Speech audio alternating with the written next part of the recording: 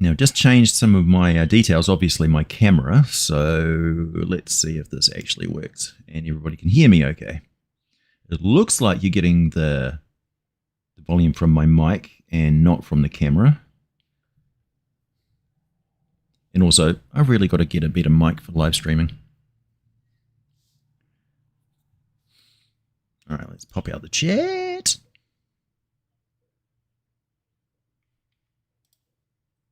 Hey, Horn King, how's it going? There we go. Now I'll be able to actually see people's comments. With that bright ring light shine, I've got a Razer camera that I've just bought, which is different from my usual Logitech Grand Stream, which I've been using for years and years. The bold and old school haircut, yeah. Yeah, so the reason, okay, to get this out of the way for everybody, I can explain the face. So my great aunt was 103 when she recently passed away, and to honor her and her dislike of my facial hair, I shaved for the funeral service. That's it. Yeah, alternate universe AJ. Also, and it has to be said, I'm aware of how young I look. Yeah. It's a problem. I've got my hat off so you can see the grey hair.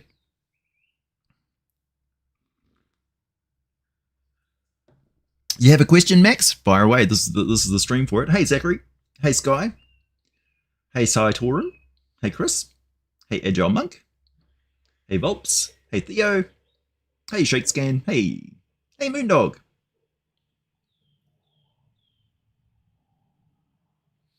Yeah, the traditional word for sacrifice is to make sacred. So I sacrificed my my facial hair, my beloved moustache, because her death was very important. She was very important in my life.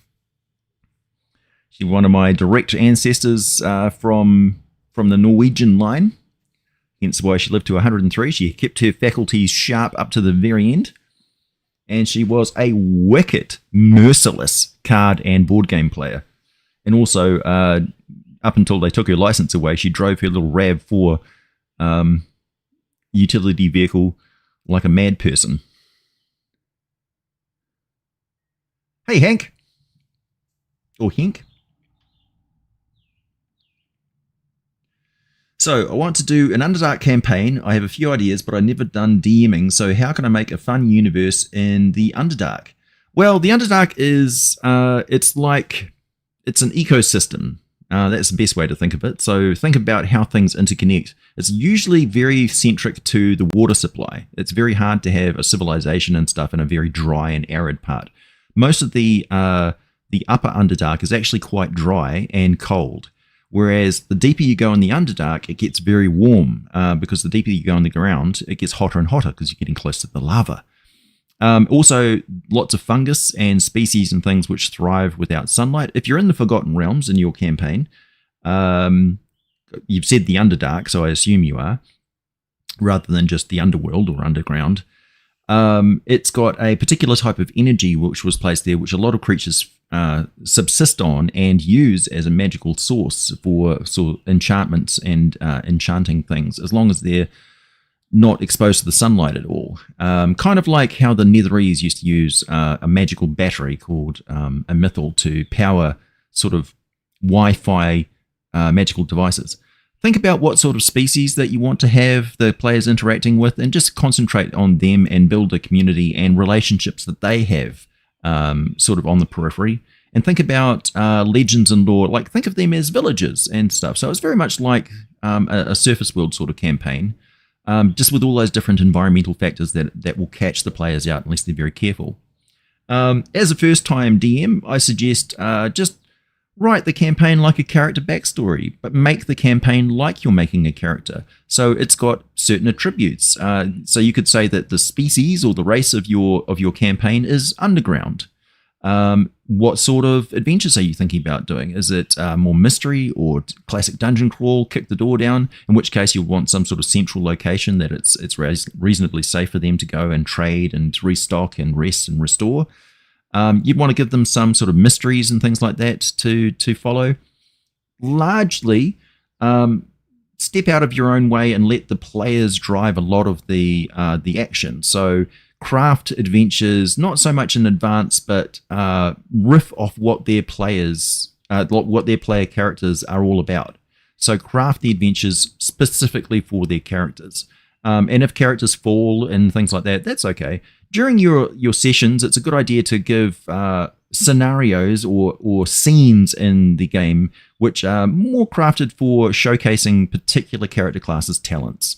This is particularly true for rogues and other skill-based classes and negotiating classes right at the very start of the adventure, where basically you explain what's happening, what the drive of the adventure is pretty clearly to them. My big suggestion is one of the first sort of traps that first-time DMs fall into is they put something out there that the players have to find, and they limit the way that the players can find it, and if the players fail to find it, they don't have any backup plans because they haven't really got that long-time DM, very broad view of their gaming world. They tend to focus very much on how do I manage the game and stuff, and it's just like, well, that's actually kind of takes care of itself a lot. And the players will take care of a lot of that for you.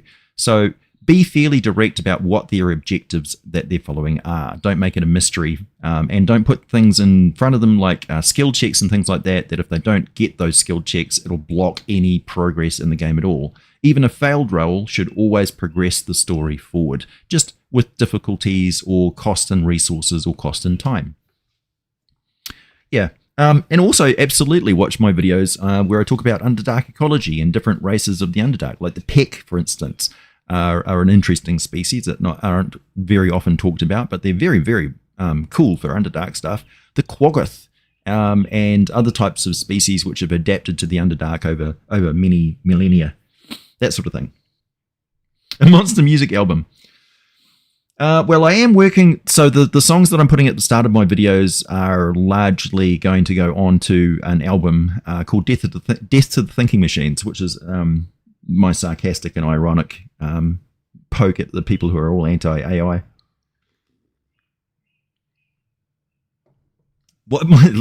Okay, so I actually have a big list of questions, so I'll try and get to questions in the comments.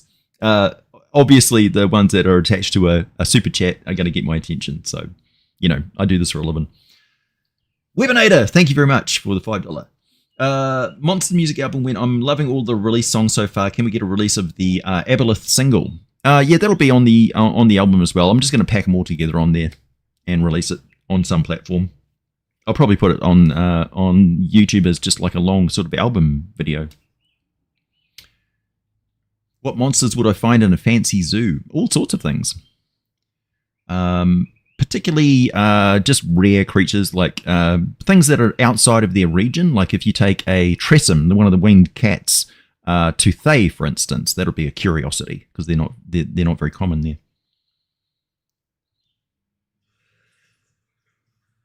I've been good. Thanks, comment note. Nice to have you here. Doesn't matter whether you can donate or not.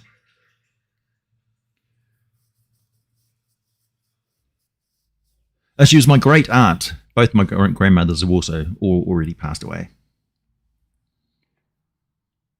How's the Norwegian going? Unfortunately, I had to stop using the Duolingo because I learned that the company is entirely unethical and I can't support it. So that kind of put the kibosh on learning Norwegian. But there's other ways of learning it. I'll get there. Yeah, use Out of the Abyss. That's a good resource. He's probably what. No, they took her license because she was old.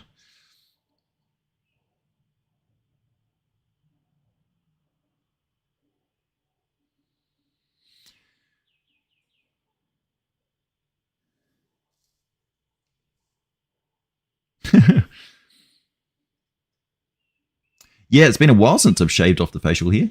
Years, in fact. I don't mind it, though.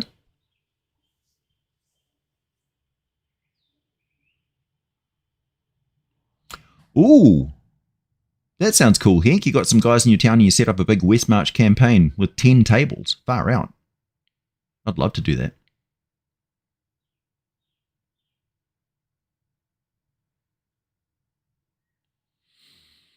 Yeah, that's one of the problems, Max. If you've got it all planned out before the players even make their characters, you're going to run into problems where their characters may clash with the actual adventure that you've got planned out for them. Unless, of course, you guide them through the character creation process and say, look, I'm thinking about this sort of a quest structure, so I really need these sort of characters. Could you help me out as a first-time DM and make these sort of generic-ish type characters so I'm not like confronted with trying to learn all of your special feats and things like that? It would be too overwhelming, and they're more likely to be fine with that, particularly if you make some pre-gen characters for them to take the work out of it and just say, here, can you guys select from these characters? I've got it all worked out. And they'll be like, okay, they'll give you a go.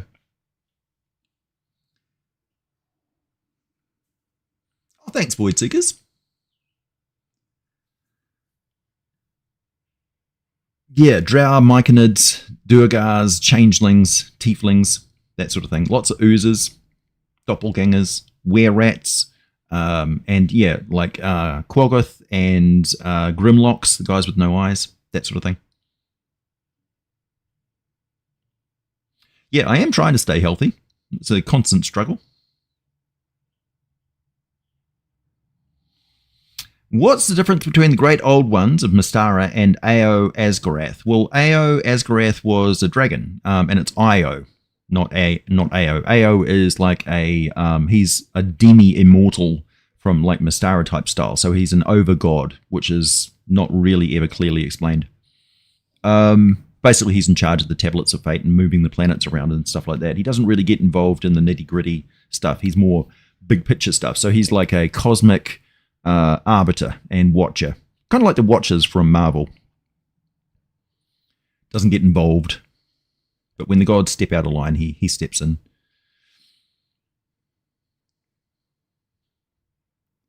Hey, Lycan. Can I give a basic overview of what an eidolon is? It's a statue that has been sort of awakened by sacred energies and has become corrupted or twisted or something. So it's almost like a golem version of a mummy, kind of like it got a divine aspect to it, but it's still kind of a golem. That's basic overview, as far as I remember off the top of my head. Hey, John Mike.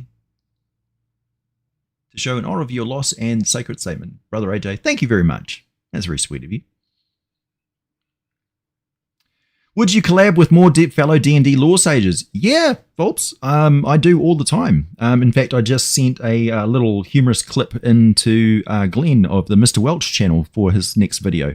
So if you want to check me out as a scientist reading like a humorous medicine commercial thing, which we don't really have a lot of those in New Zealand. Yeah, that's I did that for him. So if you want to hear me talk really, really fast, that's the video to go and watch when he posts it.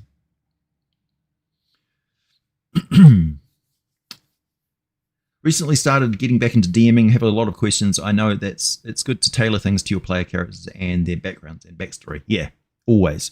The more player-centric and player character-centric your games are, the more enjoyable they'll be for the players. And that's the entire point, isn't it? There's a lot of sort of backlash and argument against it from like old school hack and slash and dungeon crawl type players. And there's game systems for them that perfectly suit that game style. Like, for instance, the character funnel of Dungeon Crawl Classics absolutely supports that kind of lethal kind of play, and it makes the characters that make it through the gauntlet, through the grinder, that much more important and precious, and they feel the loss of those characters very deeply because they've gone through that whole trial by fire and actually survived. So there's like there's an emotional attachment to those characters. There's a lot to be said for the way that Dungeon Crawl Classics handles a proper zero-level start to a campaign. And as you may note, most people who play 5th edition, as far as I'm aware, will skip over to 3rd level or even 5th level to start their games. They don't even bother with 1st level, which is like, all right, I can see why, they want to get to it. They don't feel like they need to go through the baby steps, or they feel like it's tedious, but in actual fact, it actually builds that rapport and an attachment and preciousness to your character because you've nurtured them through their youth. Recently started to get back into DMing. I have a bit of a question. How I know it's good to take. Oh, you already read that thing. Any recommendations for things to keep in mind when running a cyberpunk setting? I don't often run cyberpunk type stuff.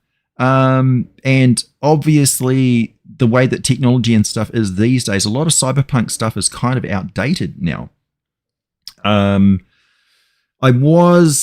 I did do a lot of writing for cyberpunk stuff for the Rifts campaign setting, the Manastic Imperium and cybernetics and technology and stuff. I developed a lot of homebrew stuff that greatly expanded the cybernetic options and also the psychic options for the Palladium setting, which is why I've always been very frustrated with Dungeons & Dragons 5th edition and the complete ballsing up of Psionics. They're really, I don't know. I guess they just got a thing against Psionics. I also blame Mike Mills a lot for that because he just dithered around. He just pissed around working on Psionics and never really made anything. And then in the end, they just went, well, it's kind of like spells. It's like, ugh. Just went for the low ball. The most important thing for Cyberpunk, I think, would be it's a character story. It's largely about espionage, stealth, trying not to be detected, that sort of thing. So lots of sneaking around and learning things and observing things, and yeah. So there's a lot of conversation in cyberpunk games, and the combat is usually pretty fast and brutal. Think of Johnny Mnemonic is a really good example of a cyberpunk storyline.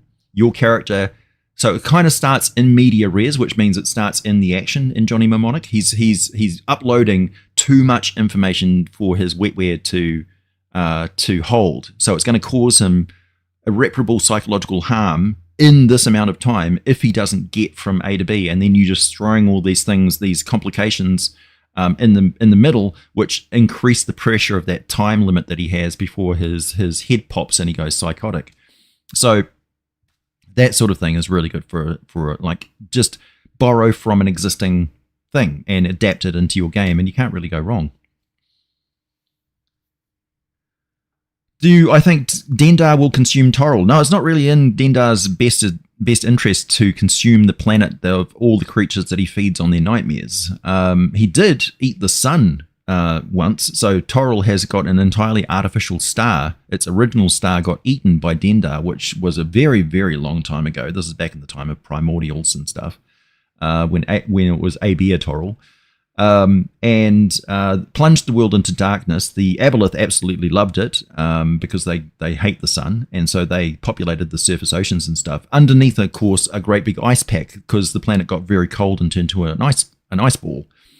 And then when the new sun was created, which is never really detailed how that happened, the world thawed out again and turned into the Age of Thunder, or the Dawn Age for the elves after that. And yeah, the Age of Thunder and then the Age of the Creator Species. So they sort of popped up very quickly after that. But Toril is kind of interesting because like our history, most of our sort of recorded history as a civilization is only like a few thousand years old, whereas with Toril, you've got recorded history going back 30,000 years. So it's interesting because ecologically, it doesn't make a lot of sense. It's like you went from dinosaurs to this really quickly because magic is involved, and you've got species that are actually changing the species around them using magic and manipulation, which didn't happen on our planet, obviously. So there the comparison just completely falls flat. But civilization-wise, it's also incredibly rich in detail because you've got different species. Like if Neanderthal, for instance, rose to a level of technology where they had the printing press and archery and all that sort of stuff, it would be an entirely different kettle of fish when an invasive wave of Homo sapiens came over into Europe and spread across and things. So there would be recordings and all that sort of stuff with those sort of interactions. At one point, there were like 5 different hominid species that were coexistent on the Earth. Of course, just very small populations and wildly distributed, but they did interact with each other. So, case in point, we've got Neanderthal DNA in all of us, unless you're from sub-Saharan Africa or are Aboriginal Australian. It was a great movie. Do you think they will ever bring back a Dark Sun setting? I almost hope not. Maybe. These days, of course, it's more than likely to come from like a third party. But if Wizards of the Coast are working on it, I hold out very slim hope of it being good. Though that being said, most of the original creative people at Wizards of the Coast, of course, have been fired. So all of our previous assumptions about their work and the way they operate their business may be wrong. So it's very hard to speculate. We really did the number on them and forced them to consider the D&D IP to be problematic, and they'd rather just sell it off to third parties to make other content, which is an overall net benefit for everyone, I think. That's just me. Yo, the stash! Well, you had to catch the start of the stream to hear where the stash went. Sorry. Thanks, Jackscan. Thanks, Bullseye. I half remember Ed Greenwood expressing disappointment at the lack of attention paid to non-weave magic. Could you briefly expand on some examples of said magic and its mechanics? So the weave is a catch-all that includes feng shui, enchantments, runes, power words, the song of creation, all sorts of stuff. So it's kind of like I understand it a lot better because of my background playing Palladium and Rifts and all that sort of stuff, and having ley lines and things like that, supercharged and things. In fact, it'd be really good if you had places of Faerun where you could see the weave, like during a full moon or an eclipse or something. The weave actually erupted into visible ley lines with nexus points and things like that, and adopt some of the rules from Palladium on how those work, because Palladium's actually got a really, really good theoretical sort of arcane system that is explained extremely well. So well, in fact, they put a warning at the start of their book saying that magic and the supernatural is not real, because they make a very convincing sort of history-based extrapolation into a role-playing game that's really quite good, and explain very well what potential psychic energy is and how it manifests into magic, and how you can borrow the attention and devotion of other people. Like, for instance, in D&D, it would be a no-brainer for a wizard to, when you're using a ritual, to increase the level of the ritual by actually borrowing potential magical energy and concentration from other members of their party as ritual participants. And perhaps this could be greatly boosted if you sacrificed a life. So you have dark cultist rituals, and the cult is doing something which they normally would not be able to do because they're sacrificing a life, literally burning a soul to do it. Some of the most important high magic that's been performed in the Forgotten Realms, so like the Sundering or the Draco Rage Mythal or Cadley Bonadus, and the creation of Spirit Soaring Temple, and the trapping of demons and things like that. Like there's a demon in Thay, involve the devotion of a soul which is tied to that enchantment forever. Cats just come in from catching birds outside. Yeah, I will guest star as an NPC on a limited basis. I'm quite happy to send in like voice sample. If you send me like a script of something you want my character to say to your players, I'm quite happy to do that. I'm happy to collab with the fellow D&D lore sages whenever they're willing to do so. But of course, they're very busy people. But yeah, I'm always up for collabing with people, kind of infamously so. Good on you, Aaron Big, for donating blood today. Random comment, but well done.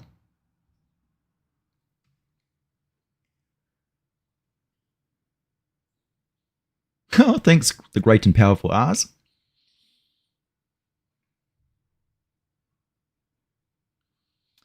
Yeah.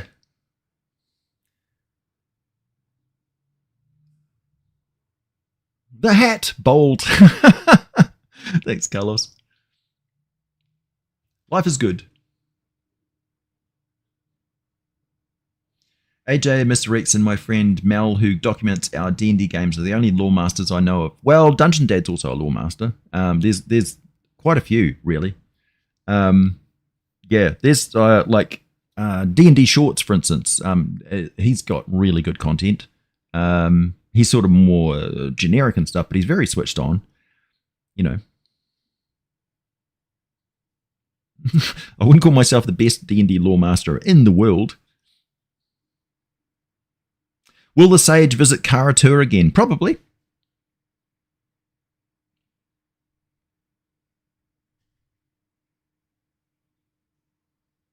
This is what a dire halfling looks like. Yeah, well, yeah. All right, questions. Let's get to it. My players aren't the kind of people who really invest in backgrounds, backstories. I'm afraid they will start feeling the tourist effect.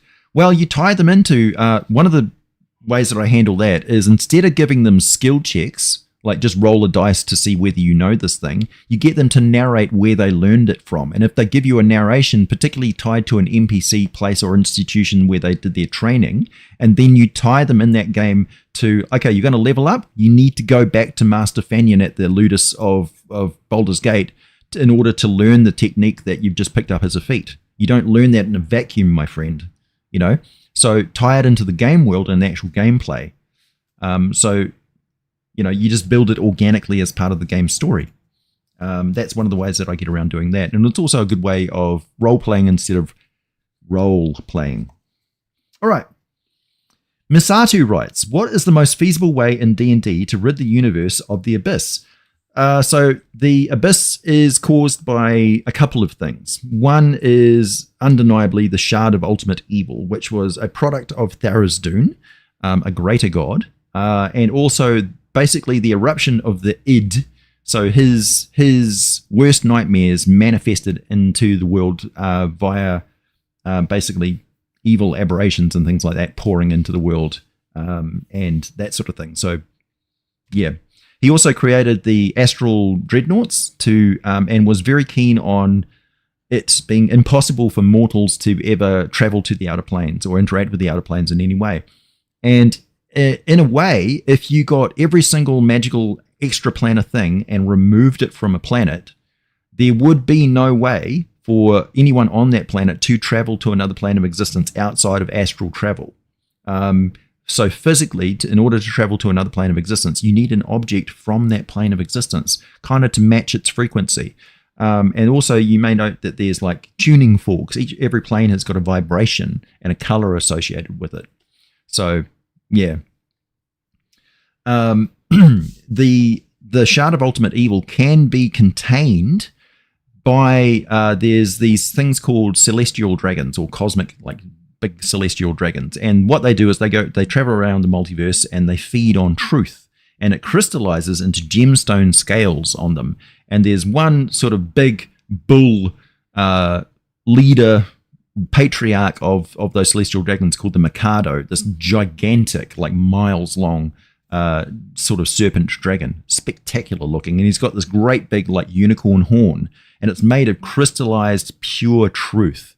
And if you took a part of that horn, I don't know how you would, if you took a part of that horn and you crafted it into a cage and put the Shard of Ultimate Evil in there, it would effectively cripple the Abyss and stop it from being able to erode its way into other planes of existence. It would no longer be able to destabilize things as easily. They would have to rely entirely on demonic energy, destabilizing matter and creating, and literally changing the vibration of that plane or part of that plane and attaching it to the Abyss, because that's kind of what happens. So the Abyss is made up of layers and layers and layers of other realities which have been corrupted and pulled into the Abyss like it's feeding. The Abyss is also a living entity. Once it was personified as Obox Ob, but he was kind of assassinated by the Queen of Chaos due to a power grab of absolute insane narcissism. That resulted in all the Tanari demons, which is the recognized demon types, whereas most demons are completely random. And actually, the most common type of demon are Hordlings, which I've got a video about them as well. They're all completely random too, so random mutants and stuff. Yeah. And so Obox Ob got kind of lobotomized and crippled, and he crawled off to a corner of the Abyss to lick his wounds. And so a lot of the growth, the rapid spread of the Abyss, kind of like a cancer of planet proportions, stopped in its tracks. So it's been slowly progressing since then, and various deities and stuff have tried to stop it. In fact, famously, an entire pantheon of gods waged war on the Abyss, and they all got consumed by it. And an entire breed of different demons were created from the Abyss digesting their divine essence, and they're called, what are they called? Iomara demons. Yeah, that's where the Debuk and various other types of demons come from. So they're relatively new, and they wouldn't have existed without those gods' essences being trapped there. Kind of like on the astral plane, how you have the bodies of the dead gods. Well, there's a place like that in the Abyss too, but a very dark place. Very spooky. Top 5. That's good. Top 5 D&D Lore Master. I can handle that. Maztica. I am planning a video on Maztica pretty soon. I've even got a thumbnail and some music for it.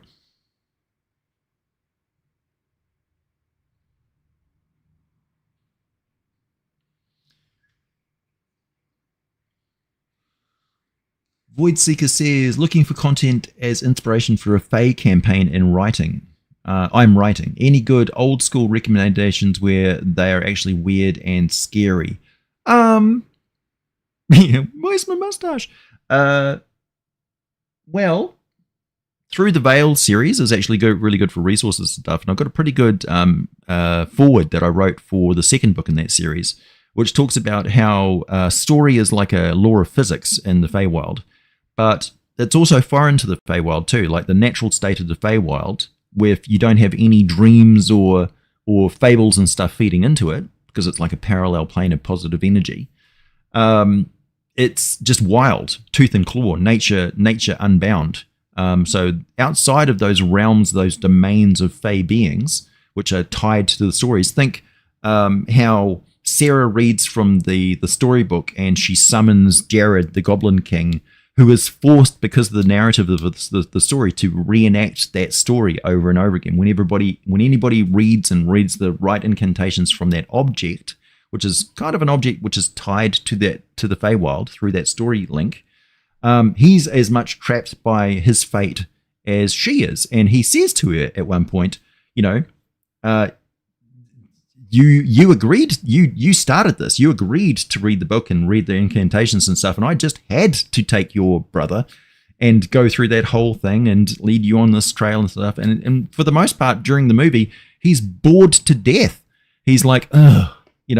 He doesn't really want to do it. And he's sick and tired of where he is and what he has to do and stuff. So Fey beings can kind of be like that. They're trapped in their existence. They want an escape, and they hate the fact that you've kickstarted the story that they've locked into again. It's like, somebody keeps coming and setting fire to the building. It's like, what do you have to do? Well, you have to go and put the building out, again and again and again. So they're tied to it. So the Feywild is, it's got a story physics to it. That is a limitation and a trap for Fey beings. If you know what the story is, you can manipulate it and manipulate them and control them through story and narrative. How does the Horn of Truth do that? I don't know. Just does. What did they do to you, AJ? Yeah, shaved. Okay, so that ring light is so bright it's making a dot on my eyes so I can't read. Mitchell Slate writes, do D&D undead lack souls if unintelligent, but still possess them if they have intelligence? And does one go to the afterlife if an undead has a soul when destroyed?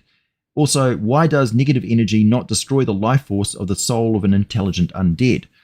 Well, negative energy provides vital energy to the undead by slowly eroding matter itself. So a skeleton will slowly become more and more decrepit. You see this very clearly with liches, where they have to replace their body if they don't feed souls into it, into their phylactery. Their body actually gets eroded and they turn into demi-liches, where their body just turns to dust because it's not sustained, and that negative energy literally consumes the physical matter of them.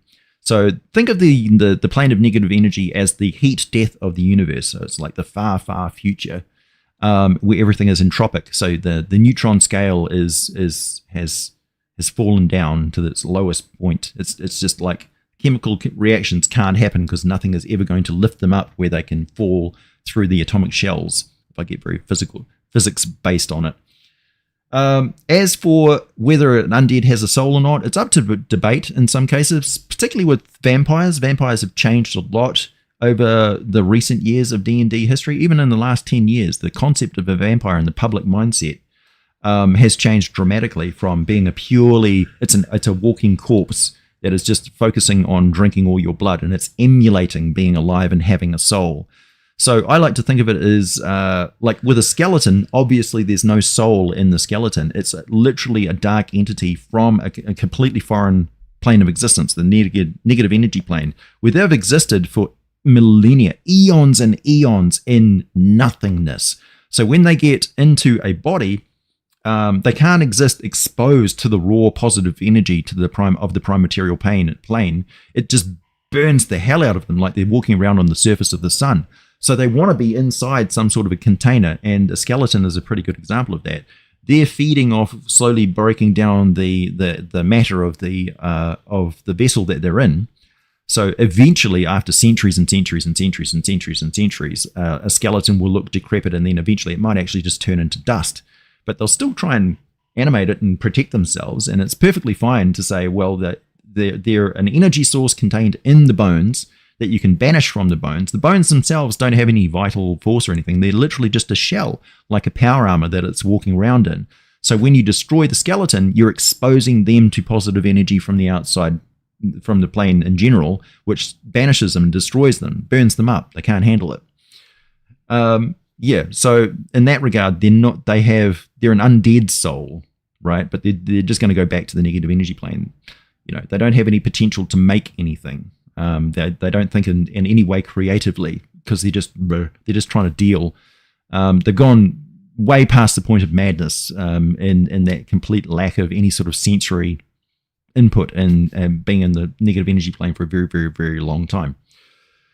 When you come to vampires and a vampire spirit that enters into a body, so you get bitten by the vampire turns you, like you die. The vampire turns you, your soul leaves your body, and the vampire invests you with a vampire spirit. That vampire spirit then goes into your brain meats, reads all your memories, goes, okay, I'll do this, and this, and this. So the first victims of the vampire is always its friends and family, the closest people to it, because it's the easiest people to manipulate.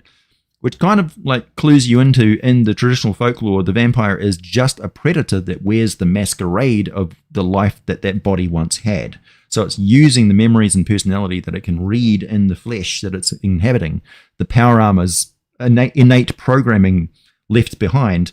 So the operating system is gone, but the hardware is still there, and it knows how to use it.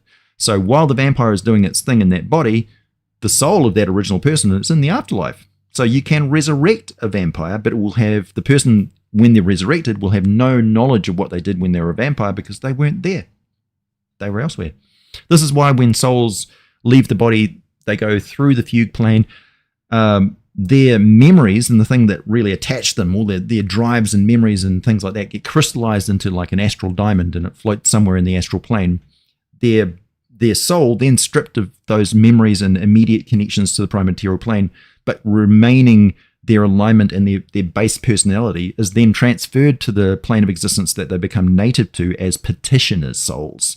So they're transformed and prepared to become a blank slate that can now progress in its chosen plane of existence according to its alignment and its base personality.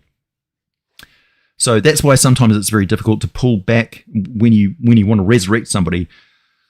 They may say no, because they just have no connection. They have no memory of like, who were you? You know, but when they come back and are resurrected, that crystal goes ba-dum, and they're recharged, and they get all the information back, and they pop back into their body fully aware of what happened and stuff, but they have no memory of what they were doing when they were a petitioner, because they don't carry those memories with them. So there's a exchange going on. It's all set up, you know, it's all organized, but loosely. There's problems with it. How can I be a cool mamma jammer like you? I don't know, live a long time. Too similar to Tolkien now. Oh, really?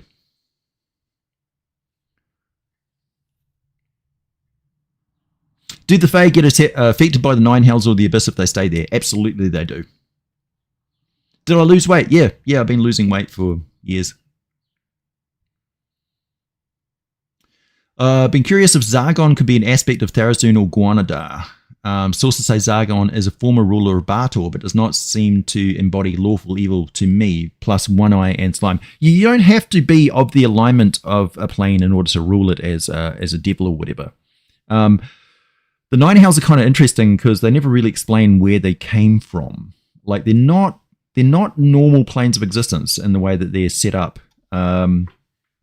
Really, I've often theorized that the devils in their eternal blood war actually have managed to take back planes of existence from the abyss in the past, achieving something that pantheons could not do.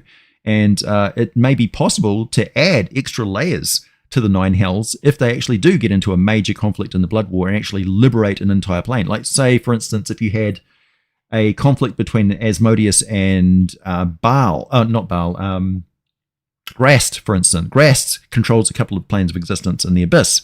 Imagine if the devils literally invaded and through a massive magical ritual took his entire plane of the Abyss, took it out of the Abyss and made a new layer of the Nine Hells, and then the power grab and the scrabbles and all the hierarchical just upset of an entire new layer of the Nine Hells to be filled with whoever. That would be fascinating. Assemble the Rod of 7 parts 777 times to heal the Abyss. Oh, goodness, no. I've personally never seen the Rod of 7 parts assembled in any campaign that I've been a part of or heard of. In Heroes Unlimited, I think there's a power that allows you to take on the structure of something you're holding. What about a rune weapon? Yes. Yes. Which would mean you were indestructible, essentially. Which is okay in Heroes Unlimited. Thanks, Chillpunk. I'm running a Night Below dungeon, Dragon of Ice Spire Peak, etc. Advice for pre-written and flavoring it for an OG setting. Yeah, pre-written adventures are really good for starting sets and things like that to teach you the ropes of the game. But for the most part, I prefer to just homebrew. I know it's ironic that I do lore and stuff for a living and you know, all that sort of stuff, and I can really run a fantastic Forgotten Realms campaign. But, you know, I do that for a living. So, you know, it's fun for me to go, what if there is a world where blah, blah, blah. So, yeah. And I'm currently writing a setting for Atomic Fantasy, which is, yeah, it's going to be something. Go to my Discord server, join up with my Discord server if you haven't already, and you will see me sort of fleshing that out and explaining it as I go. And, yeah. Kind of subversive, very rules-light system that I've created for role-playing, and I've really stripped it down to its basic essentials. I mean, what is role-playing in a nutshell? It is a person or people who take on the role of an imaginary character, who have another person who is providing the scenarios of the imaginary setting that those imaginary characters are taking part in, and there is some sort of random determining device, dice, cards, whatever, where outcomes are not entirely under the purview of either the players or the host who is running the adventure. So they add a random element. That is all that role-playing is. Everything else layered onto it is optional and has largely been a legacy of the origin of the original audience of role-playing, which is wargamers. So statistics, hit points, character classes, that hierarchical stuff, level advancement, and all that sort of stuff is all a legacy of wargaming. And sometimes you really got to sort of go, is it necessary? Is it entirely necessary? No. Does it really fit? No. I would say that there's a fair few role-playing games that only exist because applying wargaming statistics and stuff to a role-playing game doesn't actually fit very well. Like, it's a representative thing. Like hit points in Dungeons and Dragons, for instance, are constantly misunderstood. They actually represent your stamina and your ability to avoid getting stabbed. Nobody actually gets stabbed or gets better at getting stabbed. Doesn't matter what level you are. If you get a dagger in the guts, it's going to kill you. So it doesn't matter if you're a level 1 or a level 50, a dagger should still be able to kill you, you know?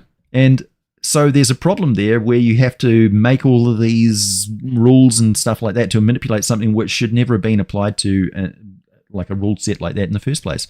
Palladium does a fairly good job because they've got a separate division between the different types of hit points you have. So your hit points, which are related to your constitution or your physical endurance score, directly ties into if you get hit point damage, you are now bleeding to death and need hospital treatment. Otherwise, you will die. So, and then on top of that, you've got SDC, which stands for structural damage capacity. And that's your, I got shot in the shoulder, but I'll shrug it off sort of thing. I got beaten around a bit, but I'll recover, you know? And that also applies to physical objects. Like a cup, for instance, has SDC, but it doesn't have any hit points. Its armor class, if you roll, you know, if you can split the armor class into different things. Like a force field, for instance, has an armor class of 20. If you roll below that, it's always going to hit the force field, and it has to erode the SDC of the force field before it can get through to you, and that usually means wearing out the power pack. So the SDC are based on how much power the force field has. And then you hit the armor of the person, or you might slip through the armor and hit the person themselves. So the armor has got to have hit points, a structural damage capacity as well, because the armor actually gets damaged and loses its ability gradually to protect you. So in Dungeons and Dragons, for instance, your armor class never goes down, and your armor really never suffers like hit point damage, which is insane when you think about it. It's like, oh, I got hit by 16 sword blows and Mouth's acid arrow, but my armor class is still the same. Yeah, but isn't your breastplate completely melted off? Like, shouldn't somebody just be able to go thukum and hit you with an armor class 10 because you've got no protection left? So it doesn't actually work very well. And therein lies a million different role-playing systems where people have tried to address this issue without ever just biting the bullet and saying, we shouldn't be using hit points in the first place. It's a role-playing game. You can just narrate it, what happens. We don't need a system to determine this. We can just narrate it in a way. So yeah, that's where Superatomic differs quite radically from regular role-playing games. It's a rules-light system, and really boils role-playing down to its essence. That's why it's an atomic base elements, atomic system. Anyway, if somebody took over the blah, blah, blah, there are thanks for asking me. Hey, Wally DM, nice to see you, man.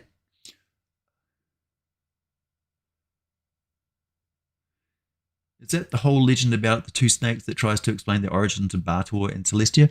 Yeah, there's conflicting. Like, the problem is that Asmodeus is he's synonymous with lying. So any story about the origin of the Nine Hells coming from Asmodeus, it changes every edition. You may notice. So yeah, it depends on what edition you think is the right lore, but in actual fact, you're just following whatever narrative that Asmodeus is spinning to the rest of the cosmos. He's lying. So we don't really know. It's subjective. Pick and choose. When is the Aboleth song dropping? It's a banger. Yeah. I don't know about releasing just straight up music videos. It actually, it has a problematic effect of splitting your audience into two different camps. So I may pick up viewers who are only interested in music and they don't watch my D&D content, which does terrible things to the analytics of the D&D content, which stops the D&D content being promoted. So yeah, that's the reason why I don't do D&D shorts as well, because they have this tendency to divide your audience, which is bad. So combining the two is more likely, and then releasing music as albums of collected individual songs from the things is more likely what I would do. Also, there's a significant amount of people who watch my videos to fall asleep and relax, and they don't want blaring heavy metal music.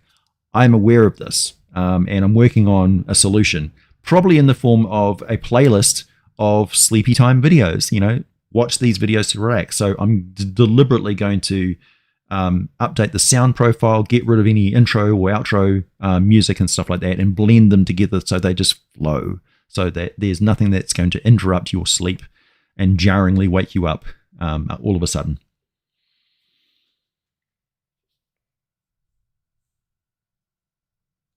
Who do you think would win in a fight? 100 Elvis impersonators or one red dragon? Unfortunately, all the Elvis impersonators are asleep, so they die instantly. Or maybe the dragon is. What's the Rod of Seven Parts? The first time I've ever heard about it. You're going to need to wiki that one. It's complicated.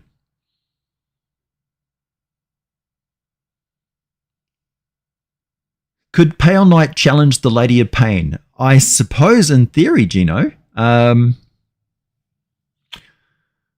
don't know. I think Pale Knight would probably be under the same sort of restrictions that a god would, honestly, and not be able to enter into Sigil at all. And also, we don't really know if the Lady of Pain is an individual at all with free will and stuff like that. She's very mysterious for a reason and unexplained. Both of them are kind of unexplained for a reason, and I'm happy with that.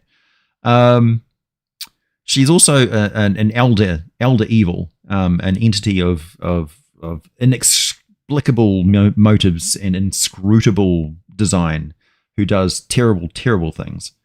And the Lady of Pain is largely kind of neutral in a way. I mean, when you think about it, she's sitting at the point of ultimate neutrality. She's sitting at the hub, at the center of the multiverse. Yeah, so somewhere below that in the prime material plane is Mystara, which is sometimes said to be the center of the multiverse. Yeah, the home of the immortals and stuff. So yeah. Although to be fair, Faerun is also one of the oldest spheres in the multiverse. So it's an incredibly old place. Older than Athos and older than Earth.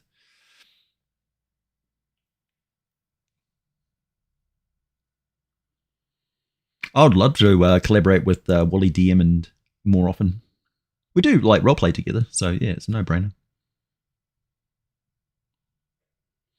What is the best use and weirdest use of a mimic that you've seen? Actually, the best use of a mimic I've ever seen was a fallen log across a ravine that was a mimic. Simple. Oh, yeah, highly effective. You're halfway across the log with a ravine, a chasm below, and then all of a sudden, uh-oh.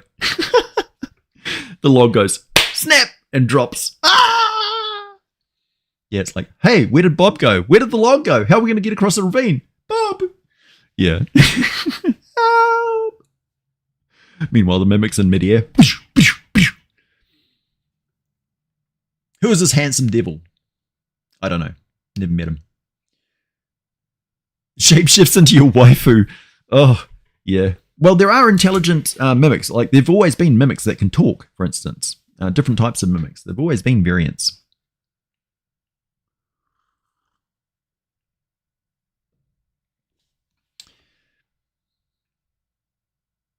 Who are you and what did you do with AJ? Which is used more, D&D or D&D? I don't know. D&D probably. Mimics plants or animals or something else. They're something else. So they're more like they're a collection of cells, a multicellular entity, kind of like an amoeba, for instance, is a single-celled organism, and that's where you get things like. Well, I suppose a mimic could be a single-celled organism. Any sort of ooze that doesn't divide into two separate oozes could be either way. It could be a single-celled organism or not. Like green slime, for instance, is multicellular, so it's lots and lots of little cells collected together. And quite a few jellies and stuff like that are the same, whereas you don't split a gelatinous cube in half and it becomes two smaller gelatinous cubes. That's how they reproduce in some cases, but not always. They are quite chaotic. So they have multiple different ways that they can reproduce and evolve. That's why you have giant mimics and metal master mimics and all sorts of other types of mimics. They're kind of a little bit random, which is great because it's just creative freedom.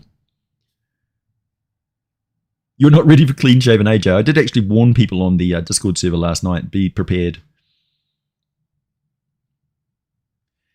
Are you incorporating Paul and friends into super atomic lore? You can, absolutely. Yeah, man-eating cows and ninjas and all that sort of stuff, absolutely. But Superatomic it's got a setting, Astralis City, that you can go to and set your campaign in. That's at the back of the book. That's largely Dave, the layout artist's work. And for me, Superatomic is just a way of making characters and making adventures. So it's a way of quickly making imaginary characters that you can play, free of the constraints of attributes and statistics and all feats and all those sort of complications. So you can make a character in like 2 minutes, really, really quickly. Even if you've never played it before, you just roll on some random tables, fill in those spaces on your character sheet, and you're good to go. It's just descriptions of your character. So you get the idea of what your character is in your head in a way that you can explain in a fun and entertaining way to other people. And then the way that you handle superpowers is all imagination and cleverness, being sneaky. How you really, it really makes you think about all the ways that you could use your powers, because you don't have those guidelines. You don't need the training wheels. You go, okay, I've got the ability to manipulate radio waves. Does that work for Wi-Fi? Yeah, that sort of thing. I don't own any Funko Pop figurines at all. In fact, I had an offer from a company which does plushies to do a brand plushie that I could make for the audience. And I may have been a little bit harsh when I said that I don't really want to produce any products which is essentially pretty landfill. I like making practical products that you can use, not things that just line your shelves. So, silicone battle mats that'll last for decades, or unique dice sets that fill a particular need. That sort of thing. So yeah, mimics are not plants. They are really animals per se, but they're more sort of a type of cell type, or a colonial cell type thing. So they're more like an algae or a fungus kind of thing. But a little bit this, a little bit that. They're all a little bit different. Hey, Sin. Oh, hello and thanks. I like to think the Lady of Pain is the plane and the city. Yeah. It's the Darbu. That's the real question. Who are the Darbu?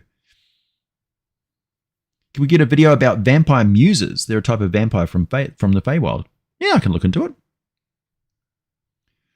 Coming up on the channel, we've got my next video that I'm working on at the moment. I've run into some problems because the D&D wiki, the Forgotten Realms wiki, has got a few, I won't call them mistakes, but they're a little bit fan content-y in some places that's been blended in with more canonical lore. But there's precious little canon lore for Murgome and the Dragon Princes ever since the whole Brimstone campaign thing.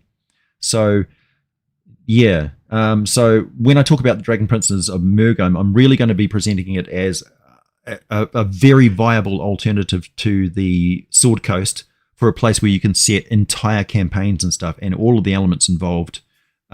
It's really a really great location to really kick off an epic campaign that changes the face of Faerun.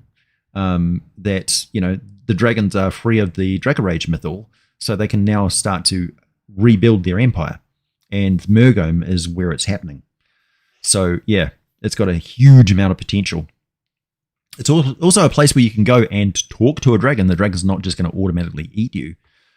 Even the chromatic dragons there are under a sort of an agreement, to keep the peace and maintain order and not fight with each other. A united front. And they like their little fiefdoms and stuff. It's a cushy gig, They got a whole town full of people who will just give you food and money and stuff, protect us. Because Murgome's in an interesting political situation. It's kind of like the Romania of the East, where conquering armies and dominant nations on all sides have kind of kicked it around like a ball for a long, long time.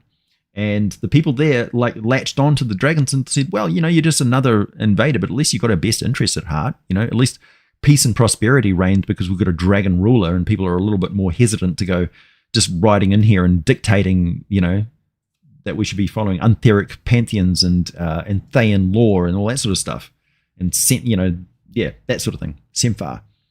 So there'll be a little bit of politics, a little bit of geological description of the area, the ecology and the general climate and stuff like that, chief exports and stuff, towns and locations, notable dragons who are involved, and the potential for just massive amounts of intrigue, the really good sort of options that you can have for player characters that are quite unique and really, really just sing in that sort of environment.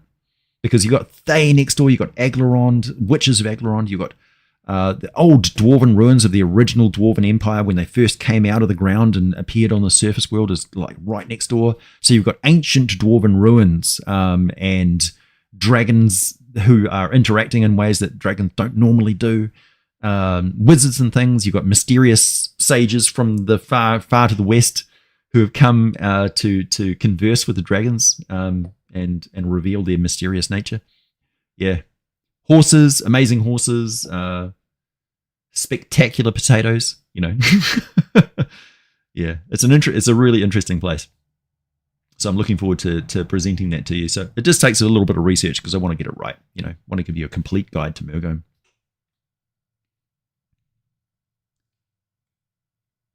The Mudmen monster in the new D&D. Hey, thanks, Gino. Do mimics have an evolution if they eat enough intelligent life forms, or is it more feeding a Venus flytrap? Yeah, it's more feeding a Venus flytrap.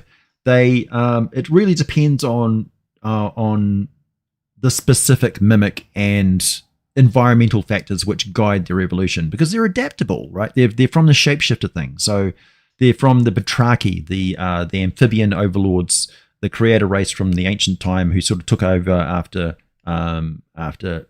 the Saruk, I think it was. And half of them all went off and became Slard. The Slard already existed, but the Batraki transformed themselves into Slard because they saw it as an alternate way to get to progress outside of the ordained system of the multiverse. Yeah, kind of complicated. So they embraced chaos as a way to break the rules. Also, the Batraki were... they took a lot of Aboleth lore, particularly when it came to planar gates and the way magic works and things like that. Like half of when you look at the Aboleth and then you look at like the Netherese Empire, you realize, all that magic came from the Aboleth. So that the Aboleth are actually the architects of the original magical system that all these other creator races and stuff used. And that's why the Saruk, for instance, made those scrolls of the Nether Scrolls, where they were collecting all of the magical lore from all these different species around them, because they'd all gleaned bits of information from the former great oppressors, the Aboleth. So the Aboleth are actually responsible for magical lore as we know it in its basic form in the Forgotten Realms, and including some of the most powerful forms of magic that have ever been created. Even the Spellweavers, for instance, used mythals, and things like great big crystal pylons. We need more pylons, more crystal pylons to power their magical art. So they invented, the Aboleth invented magical node servers and magical Wi-Fi in fields around that area and stuff. And of course, that's what they do. And it makes sense because it matches their biology. They create a field of slime that they can manipulate the biology of creatures and stuff around them, controlling slime. So it all makes sense when you really get into it and start gelling this sort of stuff all together. You go, that's the origin of magic and these magical practices and things. And, the Fey, like the song magic and the high magic of the elves is Fey magic. It's all about vibration and planar interactions and magnifying something by matching its frequency, which causes them to resonate. So that's why song magic is so powerful, because it can feed on itself. Like, yeah. It feeds on the song of creation from Denier and all those sort of gods and stuff. So yeah, very primal energy that the gods actually fear.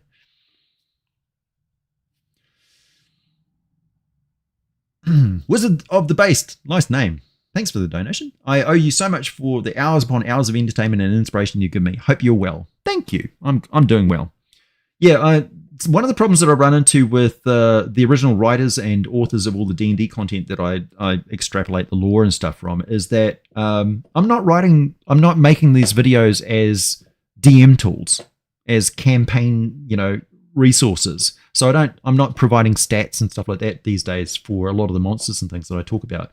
So I'm not restricted to withholding information as this just has to be a mystery because it's going to be involved in a tabletop game where the players shouldn't know this sort of thing.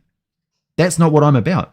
My job is to entertain you and to provide you with, well, what if this was the answer? What if the Cerulean sign, this mysterious thing from the Aboleth Sovereignty trilogy by Bruce Cordell, What if the Spellweavers are actually the ones who used that against the Aboleth in the first place? It's an anti-aberration holy symbol that can be used by anyone. It's incredibly powerful. And there's a secretive faction of the Order of the Cerulean Sign who use this strange symbol, and nobody knows where it came from. It's like so old.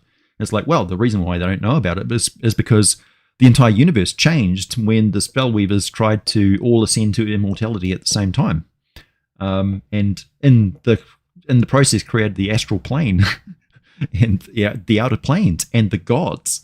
So they were fighting with the Aboleth before the gods existed. They were just immortals and primordials and other sort of planar entities. But the gods didn't exist back then. So gods are a relatively new thing in Faerun when you actually dig into the lore. It's very mysterious.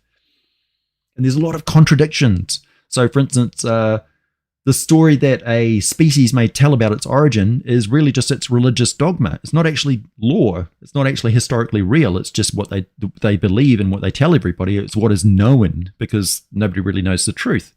But in actual fact, it's my job to delve in and go, well, this is where they actually came from. All of that is just nonsense. Yeah. Tying back into Asmodeus again. Like, is he a serpent? Is he this? Is he a fallen angel? We don't know, because he's the one telling the story. You need an outside source that knows. But, of course, he doesn't want anybody to know, so he's probably killed them already. Gaps and missteps in the D&D wiki. Yeah.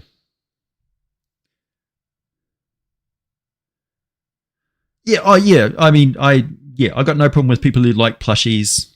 I don't yuck your yum, but I personally don't want to produce any more. I don't want to contribute to the landfill. Make silicone plushies. Now that's an idea. Hey, Glenn. A stuffed animal golem. Yeah, I think Dungeon Dad has a video on that, which is really good.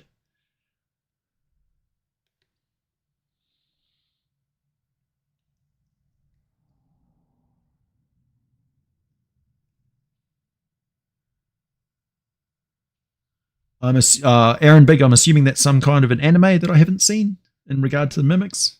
I guess I'm glad I haven't seen it now. Where did the first Slard come from? From the future. They may be moving backwards in time like Yall. They're one of their gods. So Slard are chaotic. They're one of the cases where it's like Douglas Adams. The moment you work out the answer, the moment you work out what the meaning of life, the universe and everything, the universe will wink out of existence and a strange universe will pop into its place. That's how you deal with the Slard. It's like, oh, I figured out where the Slard came from. Did you? Well, now it's changed. Because they are chaos and incorporated. Chaos is their brand. I mean, wouldn't all other angels know the story? Yeah, you'd think. He's that good. And don't forget, Ed Greenwood, I think it was, wrote an article for an early Dragon magazine talking about Satan and where did Satan go from the Nine Hells and all that sort of stuff. Very controversial these days, but it's there, so it's canonical. So somewhere wandering around the multiverse is the original, Satan. But he's not in charge of the Nine Hells anymore. So he lost his job. It's like, oh, Dungeons and Dragons satanic? No, we beat Satan already. He's out of a cheese. He's unemployed. That's how little respect we have for that in our game. Yeah.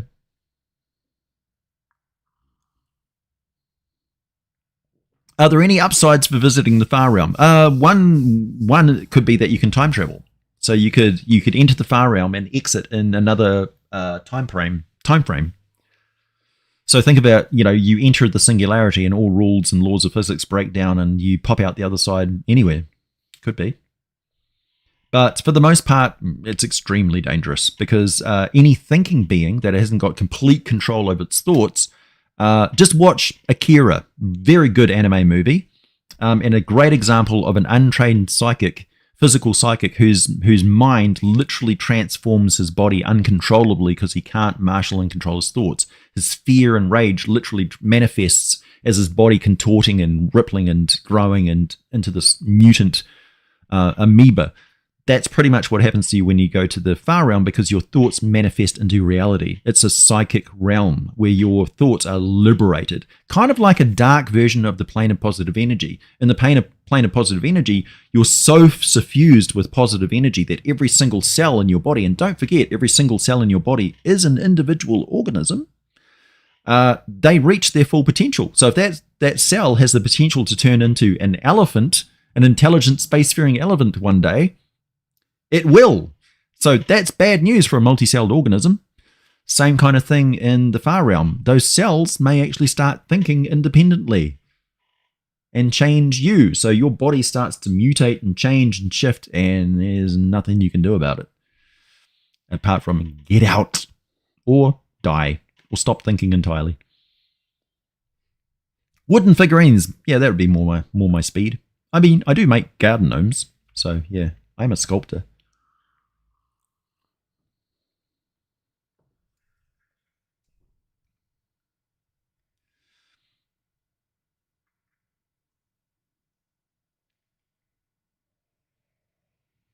How did Immortals exist then? Well, Immortals, I don't know the story of the first Immortal. You probably have to ask Glenn of the Mr. Welch channel where the first Immortal came from. They're very, very old. There's a dinosaur Immortal. I think his name is Pa. So it's possible to be, for a dinosaur to become an Immortal. An awakened Tyrannosaur or something. Oh, that beeping is my dishwasher. They say Jesus hangs out in Waterdeep trying to help the needy. Yeah. I wish actually they had Ilmater in Faerun. I think Ilmater's... Oh, St. Cuthbert. St. Cuthbert's really good clergy. That's one of the reasons why I like playing clerics, is because they're if you're not playing a cleric which is really nuanced to your specific religion, you're really missing out. Because you can make some really weird, fun clerics. It's like, I'm a cleric of Baal. It's like, how does that work? Do you heal people? Yeah, it depends on their pocketbook,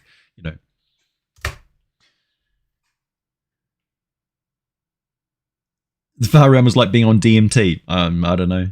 I guess so. Right, next question.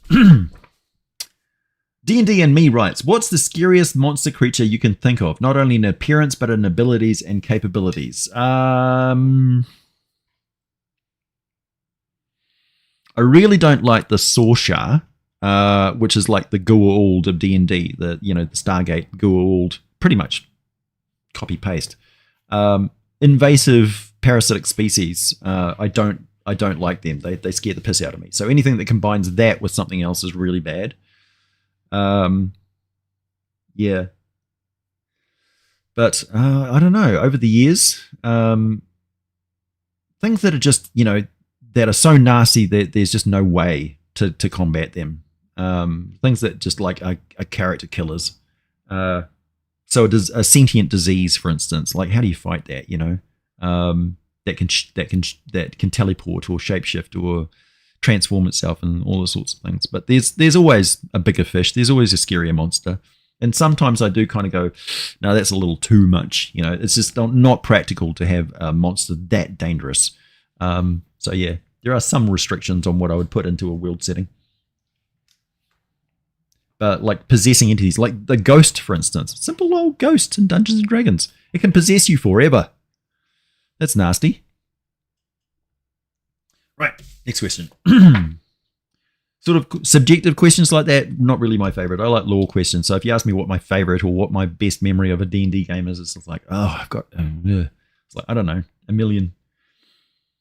Jacob Freeman writes, the relationship between order and chaos in D&D from the first edition to the current. Yeah, so lore and chaos were originally not tied with good or evil. So chaotic good and chaotic evil were just both on that side. So chaos and then order, which makes sense if you're kind of building the universe. Do you want structures or do you want just static? Do you want elements to work together, blend, and make structures, or do you just want the elemental chaos? So yeah, there were two factions there, chaos and law. And then they sort of divided even further into chaotic good and chaotic evil, lawful good, lawful evil. And then all of a sudden, chaotic good and lawful good were working together perfectly fine. So things changed as things became more structured and ordered. They calmed down a little bit. The power structures settled down and nestled down into the tiny weeny little humanoids actually having influence on things. Yeah, Ilmater is kind of like the Jesus analogy. You could see my thought process there. Forgotten Realms is your religion.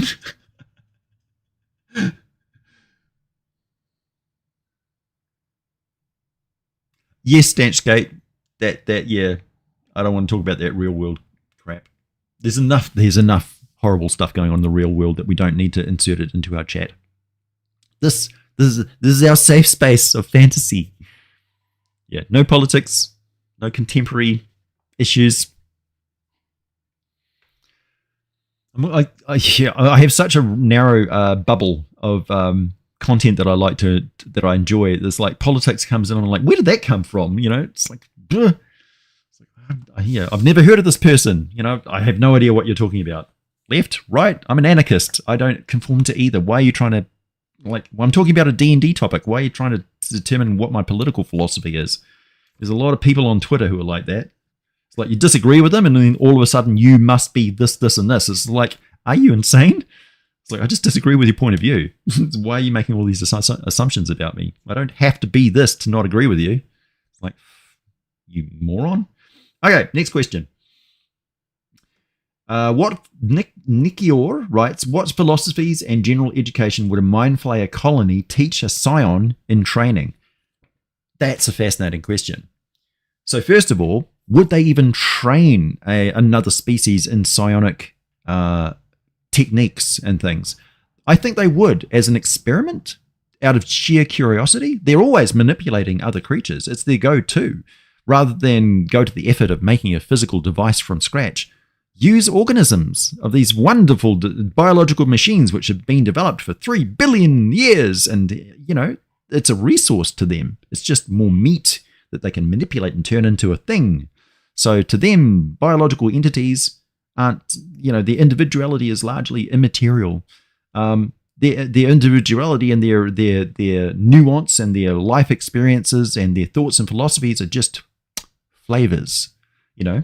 So they would probably, it'd be a catch-22. If they're well fed, they may very well invest in you and train you all sorts of techniques. They may even teach you how to mind blast somebody, just for curiosity. Could a humanoid do this, you know? But always they'd be thinking, we can't let it get out of hand. They're always a little bit paranoid, you know? So yeah, they could teach all sorts of psionic techniques. They are masters of the mind. And not only that, but they have such familiarity with the humanoid mind from a gastronomic point of view. I mean, a chef knows a lot about protein structures and the subtle nuances of the meats and stuff because they cook it and they eat it. Not necessarily biological science, but more like culinary science. So if you think about it in that respect, it's like, yeah, they could do a lot, but with a very twisted and different point of view. Good question. Very good question. And yeah, the main thing there is that you say a mind flayer colony. Well, the mind flayer colony would be off limits. Once you go in there, you don't go back out. They don't want anybody knowing that it's there. If you find yourself in a mind flayer colony, they have no intention of ever letting you pass that knowledge on to anyone else. So yeah, you're not a guest, you're a victim. That was their intention. They won't let you in there or even tell you where their colony is unless they're pretty damn sure you're not going to be telling anybody else. So yeah, first sign that you're in dire trouble is you're in their colony. Deep Sea writes, have you done any videos on the Apocalypse spell? And what do you think of the Astral Stalker? And why doesn't Ed Greenwood have a Dr. Pepper sponsorship? These are all questions that I have really no idea. I'm not even familiar with the Apocalypse spell. What do I think of an astral stalker? Don't really know. I think I'll have to look into it. And why doesn't Ed Greenwood have a Dr. Pepper sponsorship? I was not aware that Dr. Pepper was his favorite drink. So unfortunately, Deep Sea, I fail at all those questions. Rella's Cool writes, 1. How does Kenku intelligence work? Are they fast learners, which is the reason why they're able to copy movement and the crafts of others so well? Yeah. So, for instance, different cognitive abilities and stuff, like chimps, for instance, have got a much better situational memory. So their short-term memory of the location of things in their environment and their ability to quickly identify everything in their environment is much, much better than a human's. Humans are great for long-term memory, subjective, and imagining what the future will be. So they picture the future a lot better than the other primates do, as far as we know. But chimps, when it comes to spot the difference pictures, absolutely beat you every single time. Kenku think about how birds sing, like songs. So they're patterns. So when you're talking, they don't hear the words, they hear the patterns. Kind of like, think about how an AI emulates speech and stuff like that. It's recognizing patterns. It doesn't necessarily understand the words, but it recognizes their effect, and that sort of thing. So they might not be able to formulate language of their own, but they can mimic really well. And they've got that ability to see quickly. Their clever, corvid mind goes A, B, C. You can see them working things out. Okay, if I pull that, if I manipulate that person, if I put some pressure there, if I make a sound over there without revealing myself, then the humans are going to react this way. It's almost like clockwork. And that's that pattern. And when things don't go according to that pattern, they're like, oh, I didn't expect that. So they're not very good with things that they haven't seen before. But they're very good at things that they've observed and figured out their interconnections with. So that's the way the Kenku mind works. They're fast learners. Yeah, and able to copy and absorb the crafts of others very well, but they're not very good at innovation, and they're not very good at adapting on the fly. So, on the fly. 2. Are all the fish, reptilian, amphibian, and invertebrate races endothermic, since they have very capable brains that need energy to be put into function? This again comes down to, this is not Earth. So they didn't evolve the same way. They may not have the same base metabolisms and things like that. Particularly when it comes to reptilians and things, because we've got a draconic species which has got magical primordial energy baked into its very being, its essence. So dragons, and it's like, well, is a dragon endothermic? Depends on what elemental energy it's running on. Like, obviously an ice dragon isn't, a white dragon isn't endothermic, but it's still highly intelligent. But then again, it eats a hell of a lot of protein. So, so yeah, it's subjective. That always sort of falls down when you compare real world things with fantasy things in a world where magic exists and gods exist and things like that. Like, Waterdeep is not medieval Europe. It just isn't. And I'm always perplexed why they haven't figured out mass production using golems. I think, if I was actually transferred over to Faerun, I would go to Lantan and say, hey, can you build me like 50 golems? All designed to do fine manipulation, and give me that magical sword over there. Okay, this is how you make it, and do the whole thing, and then mass produce weapons. It's like just feed the resources in and spit out perfectly made identical weapons. Fully equip the army of Tether. How are intellect devourers made? They're different from, there's two different, there's the little food things that the mind flayers use, and then there's like a wild variety which is actual intellect devourers. So I think it's more like the what are they called? Europhians?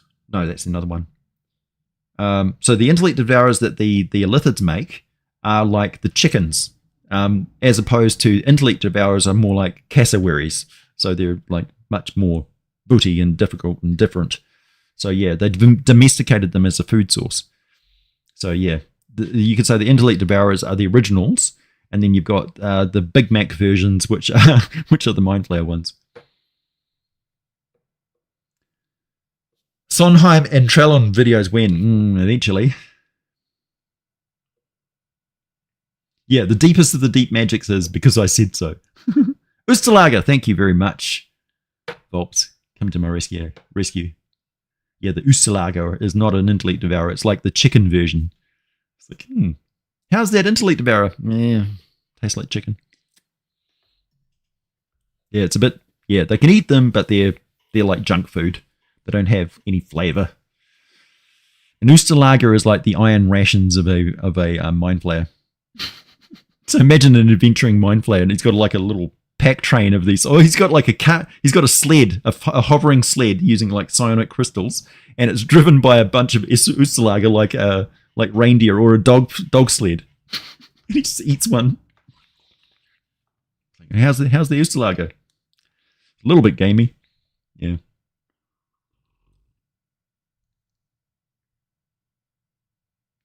Oh, the mind flayers are all trying to perfect themselves and become the one. So they're all trying to turn into Ilsensine, and Ilsensine is the inevitable result of all of their efforts to combine their minds into a great thing. The problem is that the master brains, the elder brains, are kind of they're kind of necessary, but also the thing which constantly causes their efforts to fail because of their individual egos and arrogance. Yeah, so it's tricky. And then of course you've got Thune. I mean, just look at the Time War video, and you'll get all of those answers. Historica Arcanum, not familiar. Sorry, Mart. Oh, Team Red Knight, definitely. What monster as a pet? I think a pet mimic would be pretty good, actually. Keep them well fed. How handy would that be?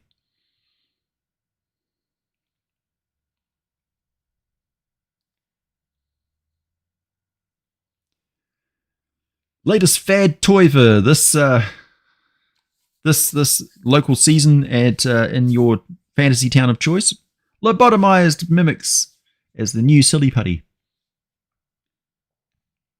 Right, next question. 3. Why are so many types of dragons and almost always either good or evil? Well, you're forgetting about the gem dragons, and there's a bunch of other neutral dragons. It's just that they're not so, interactive with things, so they don't often get a lot of attention. And the reason why there are so many dragons is because their habit of sleeping for centuries and hibernating means that they can basically allow the ecosystem around them to restock and replenish itself in between their periodic feedings, kind of like the wraiths from Stargate going into hibernation and allowing the human populations to reestablish themselves. So that if all of the dragons woke up at the same time, which was the problem with the Draco Rage and the Year of Rogue Dragons when Samaster triggered a premature Dragon Rage, it has an enormous drain on the entire ecosystem of the Forgotten Realms. And of course, the dragons themselves become resource starved. They're all insane and raging at the same time anyway. And afterwards, of course, those few dragons which remained awake are left in an environment bereft of any resources and stuff for them. So they all had to go back to sleep again. And quite a few of them didn't make it because they hadn't sort of prepared. So yeah, it was a bad time. So that was, and also the whole reason why the Dragon Princes sort of established themselves in the first place is that there was a plague outbreak in these the mountains that separate Karatur from Faerun. Nobody really knows exactly where that plague came from, but it had a drastic effect on them and on an already weakened dragon population. So even the greatest dragons were feeling the pinch,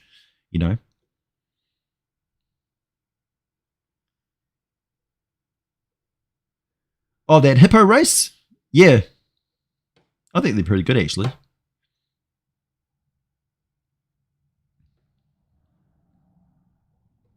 The golems keep unionizing. Yeah. Terry Pratchett. Oh, Terry Pratchett and his work with golems. Fantastic. Feet of Clay. There's a multi-part question from Rel is cool here. Number 4, what are the origins of shifters and changelings? Are they mutated humans by magic? No, they were from the Batraki who created them. originally. So there would have been some very obscure races and things. And of course, the original shapeshifters and doppelgangers and stuff would have been more chaotic and more mad experiment. So there would have been more variation in them. And then over the centuries past their creation, they've stabilized into more of a singular form that's adapted to its environment. But of course, again, they're very chaotic as a species. So you can have all sorts of different doppelganger operations going on, and there could be a war between different factions of doppelgangers in your town, and you wouldn't even know it. You just have strange bodies showing up. It's like, hang on, didn't the butcher already die? Is this another corpse of the butcher? And then, it's like, hang on, isn't that the butcher over there? It's like, no, I'm the real butcher. Causes chaos. All right, 5. Can elementals live in the material plane as well? And if yes, do they interact with mortals? How do they interact with mortals? Can they change the ecosystems in positive or negative ways? And that's why druids need to exist. The problem with this question is that you're making you're layering assumptions and things. So it's like, if so, then this question. If so, then this question. It's like, you're not programming me, man. I'm not a computer. So the first question may be, can elementals exist in the material plane? No. Rest of the questions no longer apply. No need to talk about druids. Druids don't really like having elementals around. They have a place where they exist. It's called the elemental plane. And of course, the prime material plane is a blending of different elements and things. So they never really have the rich resources they have. So elementals are constantly sort of starving and confused, and it's cloudy and misty as far as they're concerned. They're trying to travel through pure rock, and it's got organic compounds and stuff in there. That's like spider webs and toxic algal blooms and God knows what. Causes them all sorts of problems. So no, they would much rather be back in the elemental plane of existence. But then, do they have personal preferences? Well, only if they're of a certain size where enough of the individual elemental specs have combined to become a multicellular being like us. So all elementals are made up of lots and lots of individual elementals. But unlike us, they don't die if you chop off a little finger. It just splits off into a smaller elemental. So they're a glob of elementals put together. When you get the storms, for instance, the major air elementals, they're fully individuals. They've reached a state of exerting their individual will over all of the elementals that are a part of them, all of that elemental energy, that they become a personality. So they become a lord that you talk to, and they can understand you because they've got a greater awareness, because they can pull in more information and process it better. So they don't really get personalities until they get big and have all of those influences and stuff blobbed. So elementals are very different on a fundamental level, and they don't interact very well with the prime material plane. Most of them, if they're minor elementals, don't understand it at all. It's completely foreign. They don't understand what living creatures are, why we need different components and things, why we're not just spiritual entities that can move through matter and stuff like that. They don't get it. We don't get them. So can they change ecosystems in positive or negative ways? Yeah. Even if it's positive, it may just overload. Like you're putting the wrong fuel in the car. You're overcharging your system. You're overclocking your computer. So it'll run really well, but it's going to burn out, On the topic of druids, what's the difference between the way they and wizards interact with the magics of the world? Well, the wizards have got formulas and things like that work. They don't necessarily understand all the time exactly what part of that ritual or component is actually doing the job. And it's whatever works and whatever can be passed on. So wizards are more like the scientific method. So they'll experiment, they'll change, they'll try, and then they'll come across something that works repeatedly the same way. And then they'll be happy with that, and they'll formulate and package it and put it into a spells thing, and they'll pass it on, and they'll distribute that knowledge and things. Other things are much more chaotic. If you look at any of the past editions of D&D, there are loads of other spells that are not part of 5th edition. They've narrowed it down to this spell list and this spell list, that they consider to be the essential spells. But in every single edition, there is a glut of other types of spells that you could introduce into your current existing game world as past knowledge, lost spell books, and all that sort of stuff. You just adapt them just like use an AI, feed in a bunch of spells from 1st edition, 2nd edition, turn them into 5th edition versions, package it into a spell book from some spellcaster from Aussie or Maztica or somewhere else who's come across, and it's like your character now has all these spells. Fantastic. That's actually a really good option if your character's out in the middle of the wilderness. They have no access to the place where they originally trained in magic in the first place. And when they level up and it's time to select new spells, you go, well, you're not able to go back to learn your next spells in your curriculum, but here's a spell book so you can learn from these. And that's it. So, yeah. Again, that's kind of a restriction on the spellcasters and stuff, and it's a bit of a bummer, but spellcasters become so powerful as they go up in level. That's one of the other problems with being an overly mechanical system, is that you don't have that built into D&D anymore. So it's not patently obvious to new players that their character should not be able to progress as a wizard unless they can train and master those new spells. A sorcerer can, because they're intuiting and developing new spells of their own, and yet sorcerers still pull from the wizard spell list of these formulaic spells. Really, they should be more focused on meta magic development as they go up in level. So their spells would be simpler, more elemental, just summon fire.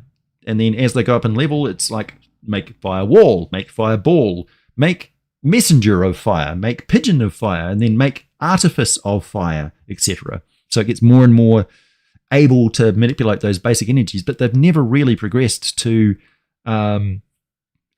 more advanced arcane studies, because that's just not their focus.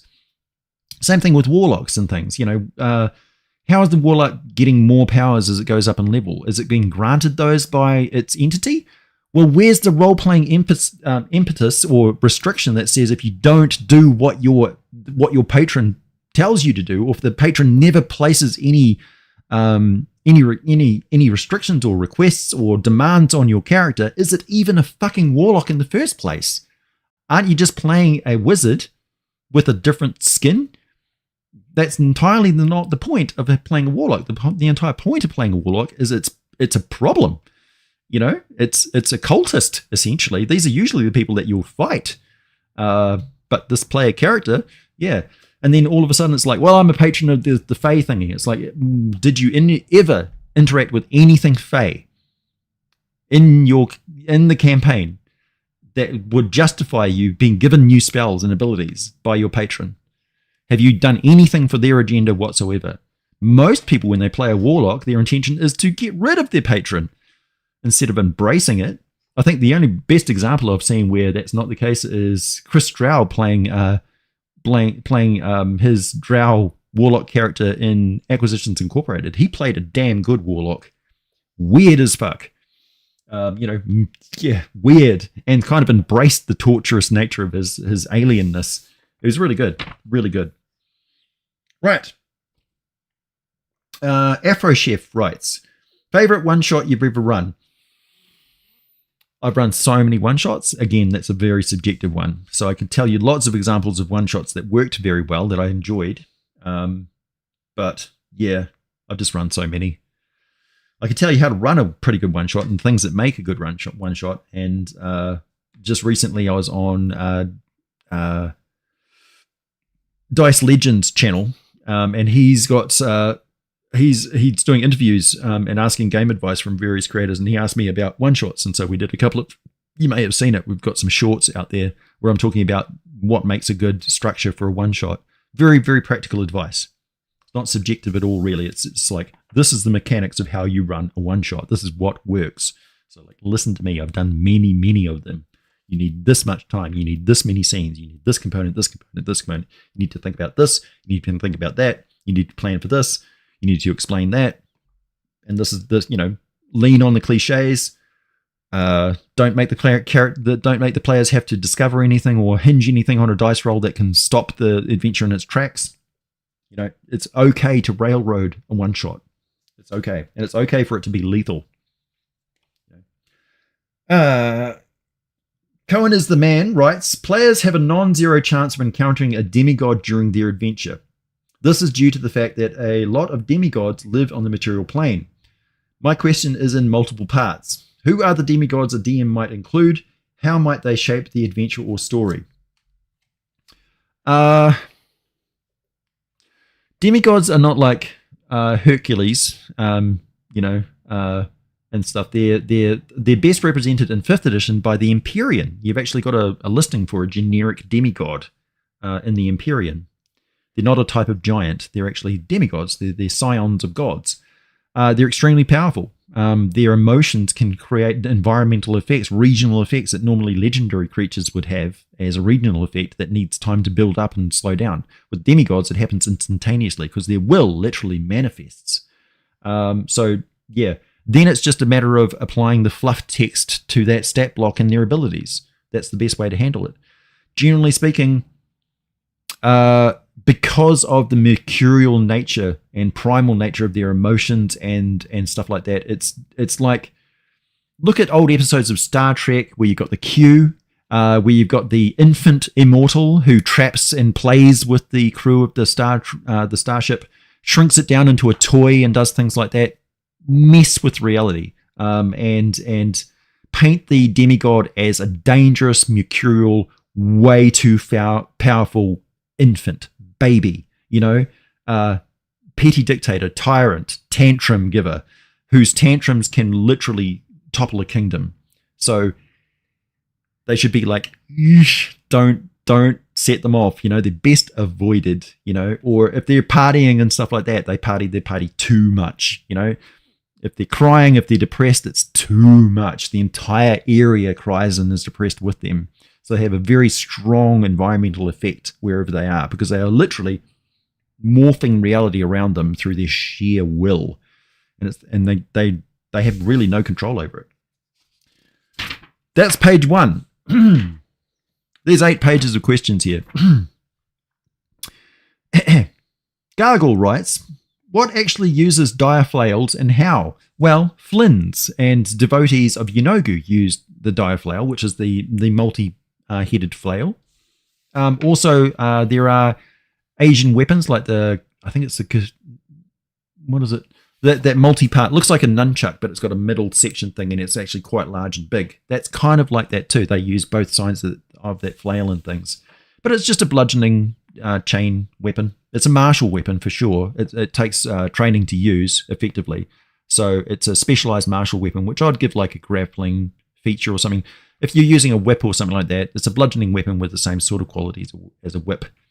So you can use that too. Or, if you got like a cat of 9 tails and stuff, just give it more of a bludgeoning thing. The 3-section staff, yeah. It's got a specific Japanese name. I keep thinking Kasarigama, but that's wrong. Sajik Khan. Tri-staves, yeah. So the Flins use those as a religious object. So they master using it as an honor to Yenogu, because Yenogu's traditional weapon is a 3-headed flail that's got skulls on the end of it. It's pretty cool. Arnold Polymer writes, can you opportunity attack an ally to cast a beneficial spell with the Warcaster feat? I know this meme. I'm not participating. I don't care. I don't want to talk about rules mechanics. Boring. I'll leave that to better minds than mine. I'm rules light and roleplay narrative focused. I'm not rules mechanics focused, really. I'm past that point. Like, we've all gone through those phases. Pen and Blade writes, if all the planes went to war against each other, which one would win? Which cleric would be the most powerful? Which pantheon would win in a war fought on the material plane? Well, it's happened before. In fact, the Untheric pantheon sort of manifested and fought against the sorcerer kings of Amaska before it became Deep Amaska. So at the height of its empire, the god kings of Amaska basically challenged the gods. They considered them to be just powerful beings, not worthy of worship.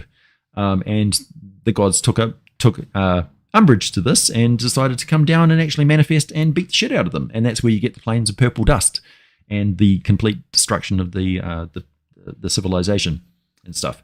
So they do interact occasionally, but for the most part, the gods don't interact with the mortal material world. And now more so than ever, past the time of troubles where the gods, where the tablets of fate were stolen by Surik, and AO had to rejiggy everything and basically got the gods to do a Survivor series. this week on Faerun Gods, watch as Bane tries to figure out how to make a campfire. So now they're very restricted in their interactions with the prime material plane, so they can only send avatars and things like that instead of actually manifesting physically. Otherwise, AO will step in and bitch slap them back into the void, which is about the only thing he really does.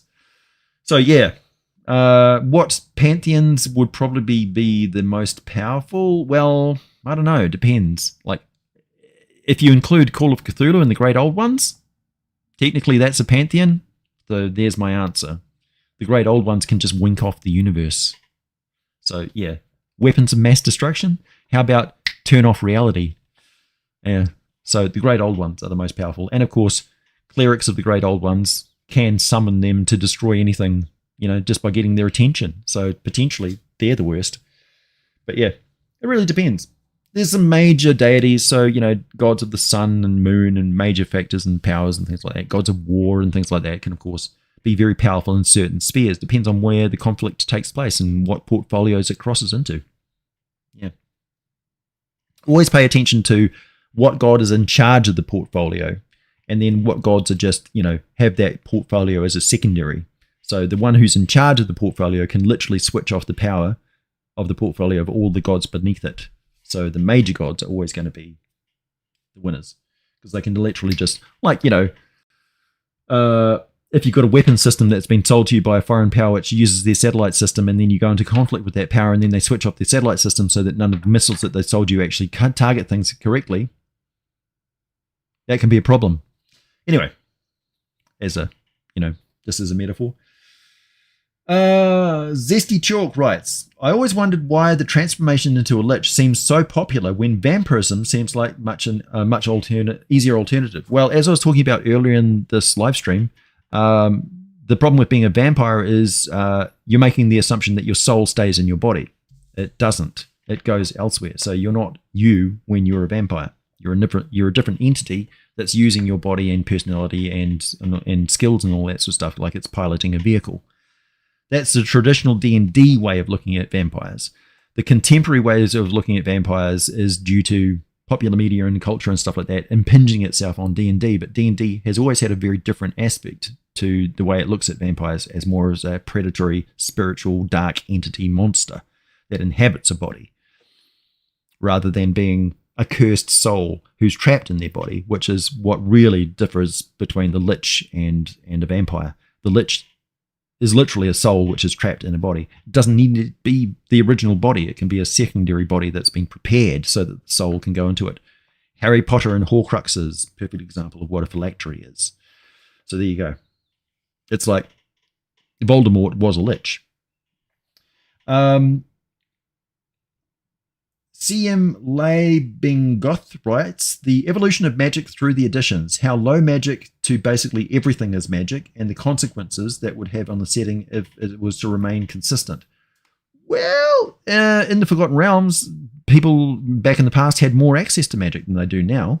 Now you had to have some sort of magical talent in order to even start learning magic, whereas back in the day, if you had the incantation and the scroll and stuff, you could just cast the magic.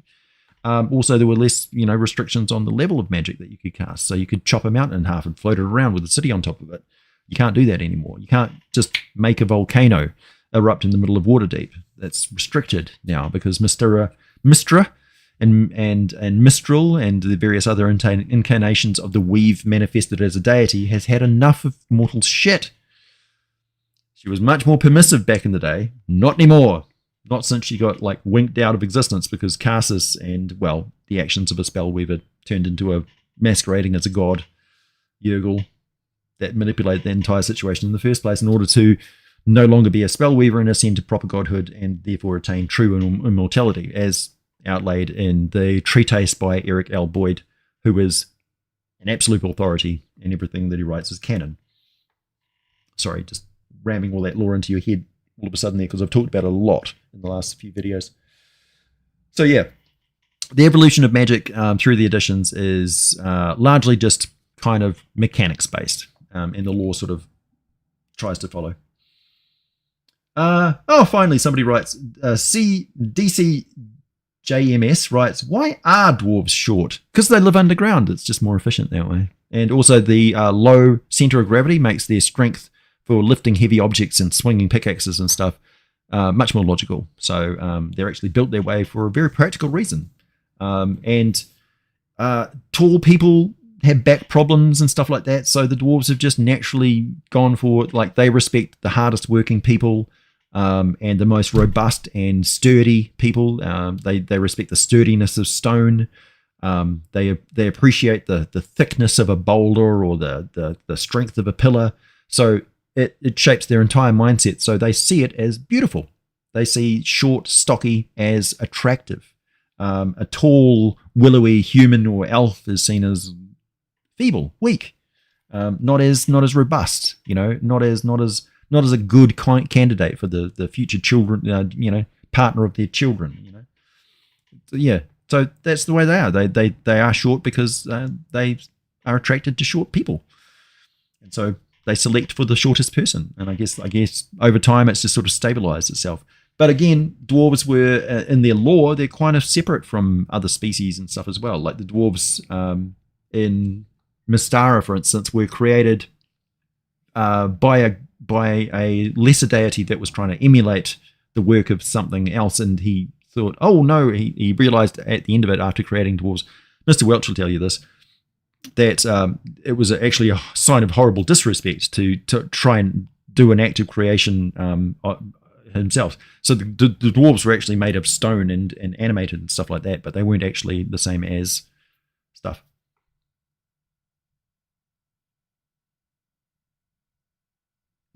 Working AJ sounds nude. Yeah, so yeah, dwarves quite interesting. They're creatures of the earth, and in the Forgotten Realms they kind of existed below ground and then sort of emerged at a certain point in history. So they're really quite a recent addition to the Forgotten Realms. Don't forget that humans are native to Faerun. They didn't come from elsewhere. Orcs are also kind of native to Faerun, but there's also 6 different orc worlds, and there's various species of orc. So the mountain orcs are different from the Thayan orcs, which are different from like the pig-snouted orcs, which are different from the deep orcs and the orogs. So there's multiple species of orcs, or different groups who are from different planets.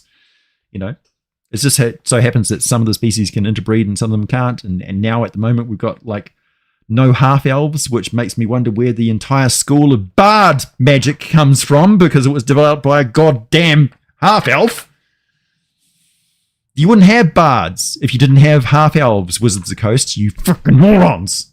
This is why you need to pay attention to the lore, because otherwise you look like complete fucking idiots. It's like you've just destroyed the entire origins, lore, and history of where bards come from. So it's the same thing with rangers. If you ignore the fact that the ranger is Aragorn and that particular, the Númenóreans and stuff from Lord of the Rings, then of course it's not going to make any sense, because you've departed entirely from the original concept source.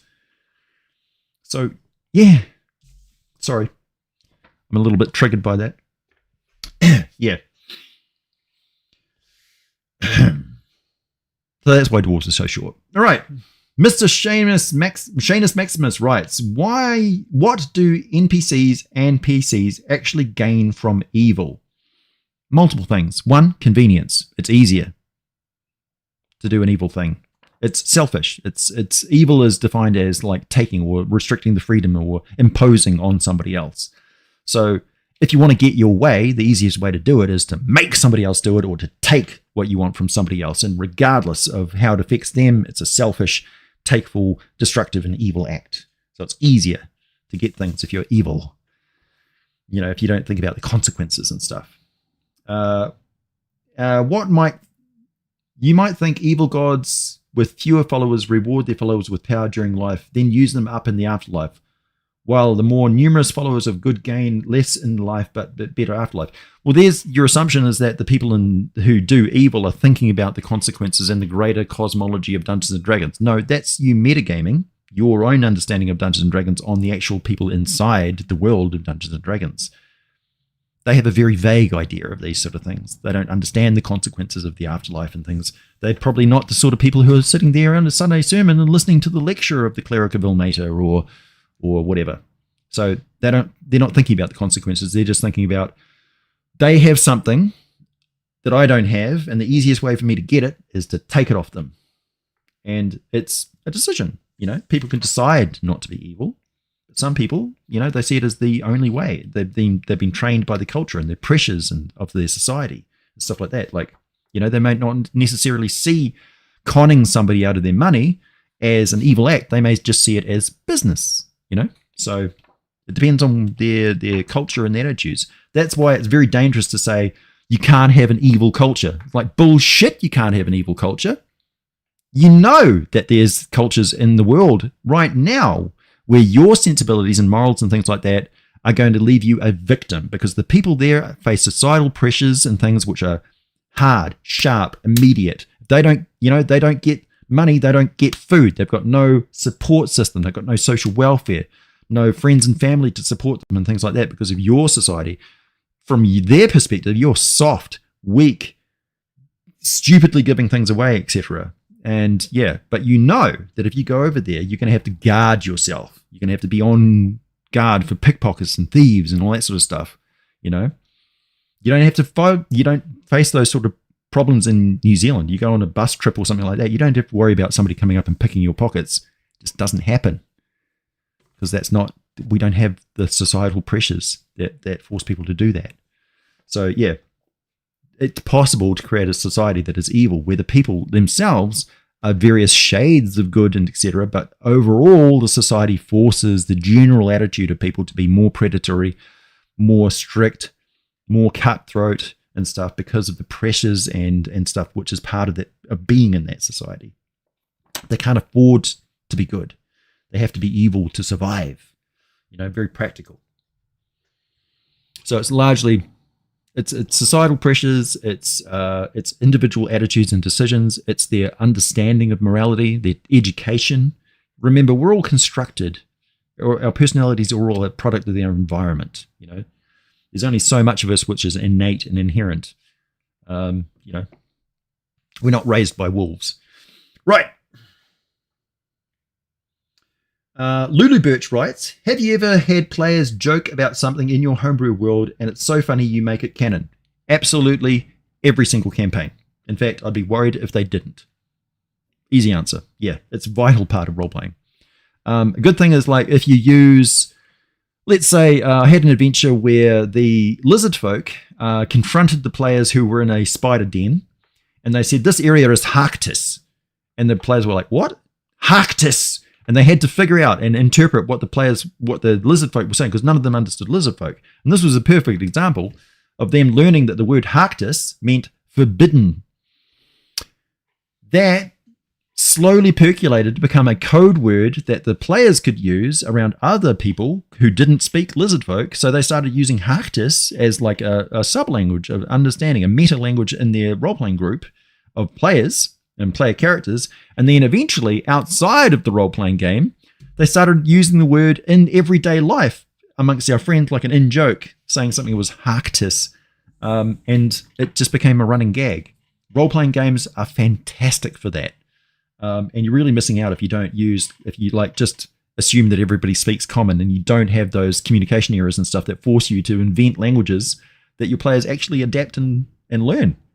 So yeah, that'll stick with them for years and years and years.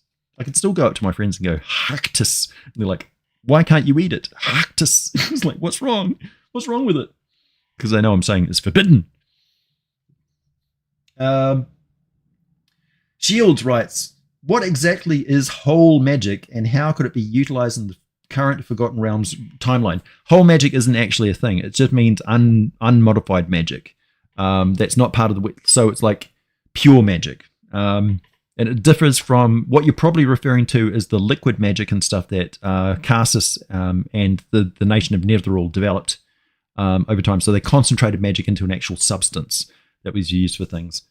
That was largely an invention of, I think it was Slade, the guy who wrote a lot of the Netheril stuff. So it's probably not very well supported in any other literature because the other writers wouldn't have adopted it. They disagreed with a lot of things that Shade's Slade added into Forgotten Realms lore. So whole magic, basically refers to like unmodified pure magic. Wild magic. Spikia writes, who grants those wish spells and what they be used? What can one wish for? Well, the easy answer is that you basically it's a wild card spell that allows you to cast anything of like 8th level or below, any sort of spell effect. So it's like I've got this wish scroll, and I'm going to cast the thing, and as long as it's similar enough to any of the other spells in the spell list thingy, I can just do it. So it's like this is a blank slate of cast any spell sort of thing. That's the easiest way to handle wishes. Just like I'm going to use this wish scroll to cast resurrection at this level, and the DM says yes, okay. What's a reasonable wish? Again, anything that falls within those sort of restrictions and guidelines of the spell list. So don't do anything that would be like, you can't wish for a volcano to pop up in the middle of the city without severe consequences and stuff, and probably Mystra coming in and going, hey, did you just cast a 9th level spell? It's like, yeah, probably shouldn't have been able to do that. Or in order for the wish to do that, it's going to have to do something outside of what a spell would normally be able to do, which has long-term serious consequences. Like, instead of casting volcano, I just summoned a major primordial elemental, Imix, into the middle of Waterdeep in order to create the effect similar to a volcano. Bad news. Now that you've cast the wish and you've got a major primordial elemental in the middle of your continent who is causing mass destruction. So that's what will happen if you wish too much. It's like it gets out of control. It has consequences. Dwarven Bard writes, if I cut a troll into 2 equal halves, will I get 2 trolls? Not always, but sometimes. Yeah, sometimes. Christ writes, what would happen to a farm that uses unicorn manure as a fertilizer? How about Kirin or Hellhound? What would the economic impact be? Geez, well, I don't know what the economic impact would be because, that's very subjective to your farming location and markets and whatever crops and stuff you're using. I guess what you're really asking is what happens if you get a creature from another plane of existence to poo in the soil? Well, you've got, if the Hellhound has been on that prime material plane for a while, presumably it's been eating material from that plane of existence, and there'll be very little foreign material in its digestive tract in the first place. However, if it's just been summoned from the 9 hells and takes a dump, then what it's dumped is material from the 9 hells. So how do you treat extraplanar material from the 9 hells? Well, it's a magical component. So it's got vibrational charge that links it to the 9 hells. So you can use it. Like, how am I going to get into the 9 hells? Well, I just happen to have this Hellhound poo that I'm going to use as a component in this roughly put together planar circle thingy here. It's not conventional, but it might suffice. You use shit to get from one place to another, one plane of existence to another. Who knows what's going to happen? You land in a lake of corn. Anyway, or carrots. I don't know. So it's not necessarily going to enrich the soil or do anything like that. That's more like what druids and stuff do. Like unicorn poo is not enriched with life energy of the Feywild and that sort of thing. It's generally not, unless it's first arrived and it's first pooped and it's like the first poop that the how seriously am I answering this question? Right. Mr. Bendyclaw writes, can we get a short history explanation of stat block for Gozer the Gozerian? Is it actually the avatar of the DM killing us with our own imagination? Yeah, Gozer the Gozerian is what you call a Mary Sue. So it was designed. It's a plot enemy. So it's really designed to showcase the maximum potential of the Ghostbusters, and that's perfectly fine. You say, okay, the only way to defeat this particular... Oh, I got 666 views. I'm just watching my stats. it's really a bad guy which is tailor-made for the player characters. Goes the Gozerian, even though the Goz shows up later on in Ghostbusters Afterlife, which was really good. I quite enjoyed it actually. And I like the development of the Gozer lore. That was a cyclic gate that was like causing tremors and stuff like that. That's just beautiful. I really like those. That's like Delta Green or SCP files, or with Palladium, referring back to Palladium again, Beyond the Supernatural. That was real. Like the Ghostbusters are just pure Beyond the Supernatural. Like they've got the techno wizardry gadgetry, and they've got arcane investigation, and the fact like the supernatural is real, but most people don't know it. That sort of thing. That's a really sweet setting to run an adventure in. Your entire campaign, in fact. Call of Cthulhu, that's one of the reasons why Call of Cthulhu is so lovely. It's because it always captures that I'm discovering the supernatural. It's like the supernatural is real, and you get drawn into it. But of course, the closer you get to it, and that curiosity is the source of your doom. So yeah, it's like I can't help but investigate to find out whether the ghost is real. But we all know the ghost is going to kill me eventually. Yeah, but I can't stop investigating because why would you? Yeah. All right. So we'll carry on with the next live stream with more of these questions answered. But, I've been live streaming for a while now, and I'm starting to wear out. And I feel a little bit bad for not answering people's questions and stuff, because obviously you guys have been chatting about it.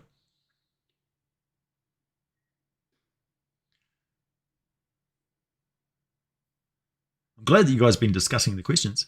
Hey, Nacho, man. How's it going?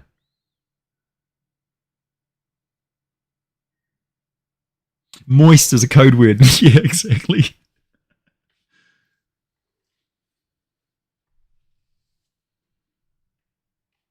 The chili pepper thaw makes you 15% more evil. Yeah.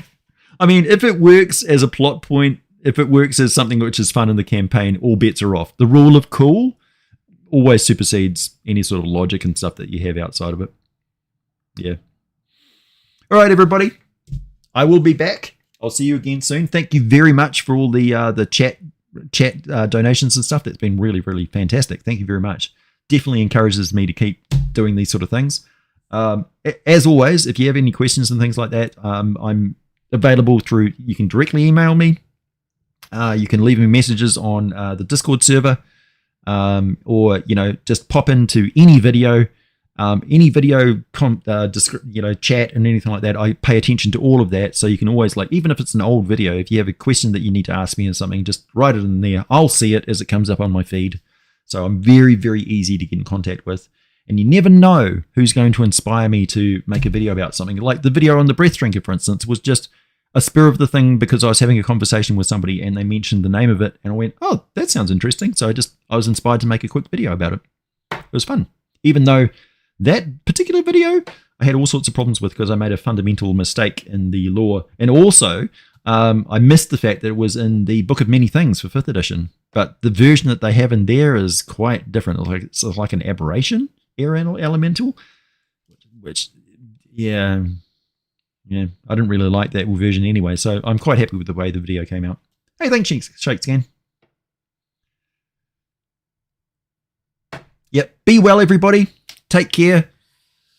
The change of the seasons, weather, climate, and all that sort of stuff. Don't forget to love one another. Turn off the news. Don't engage in politics.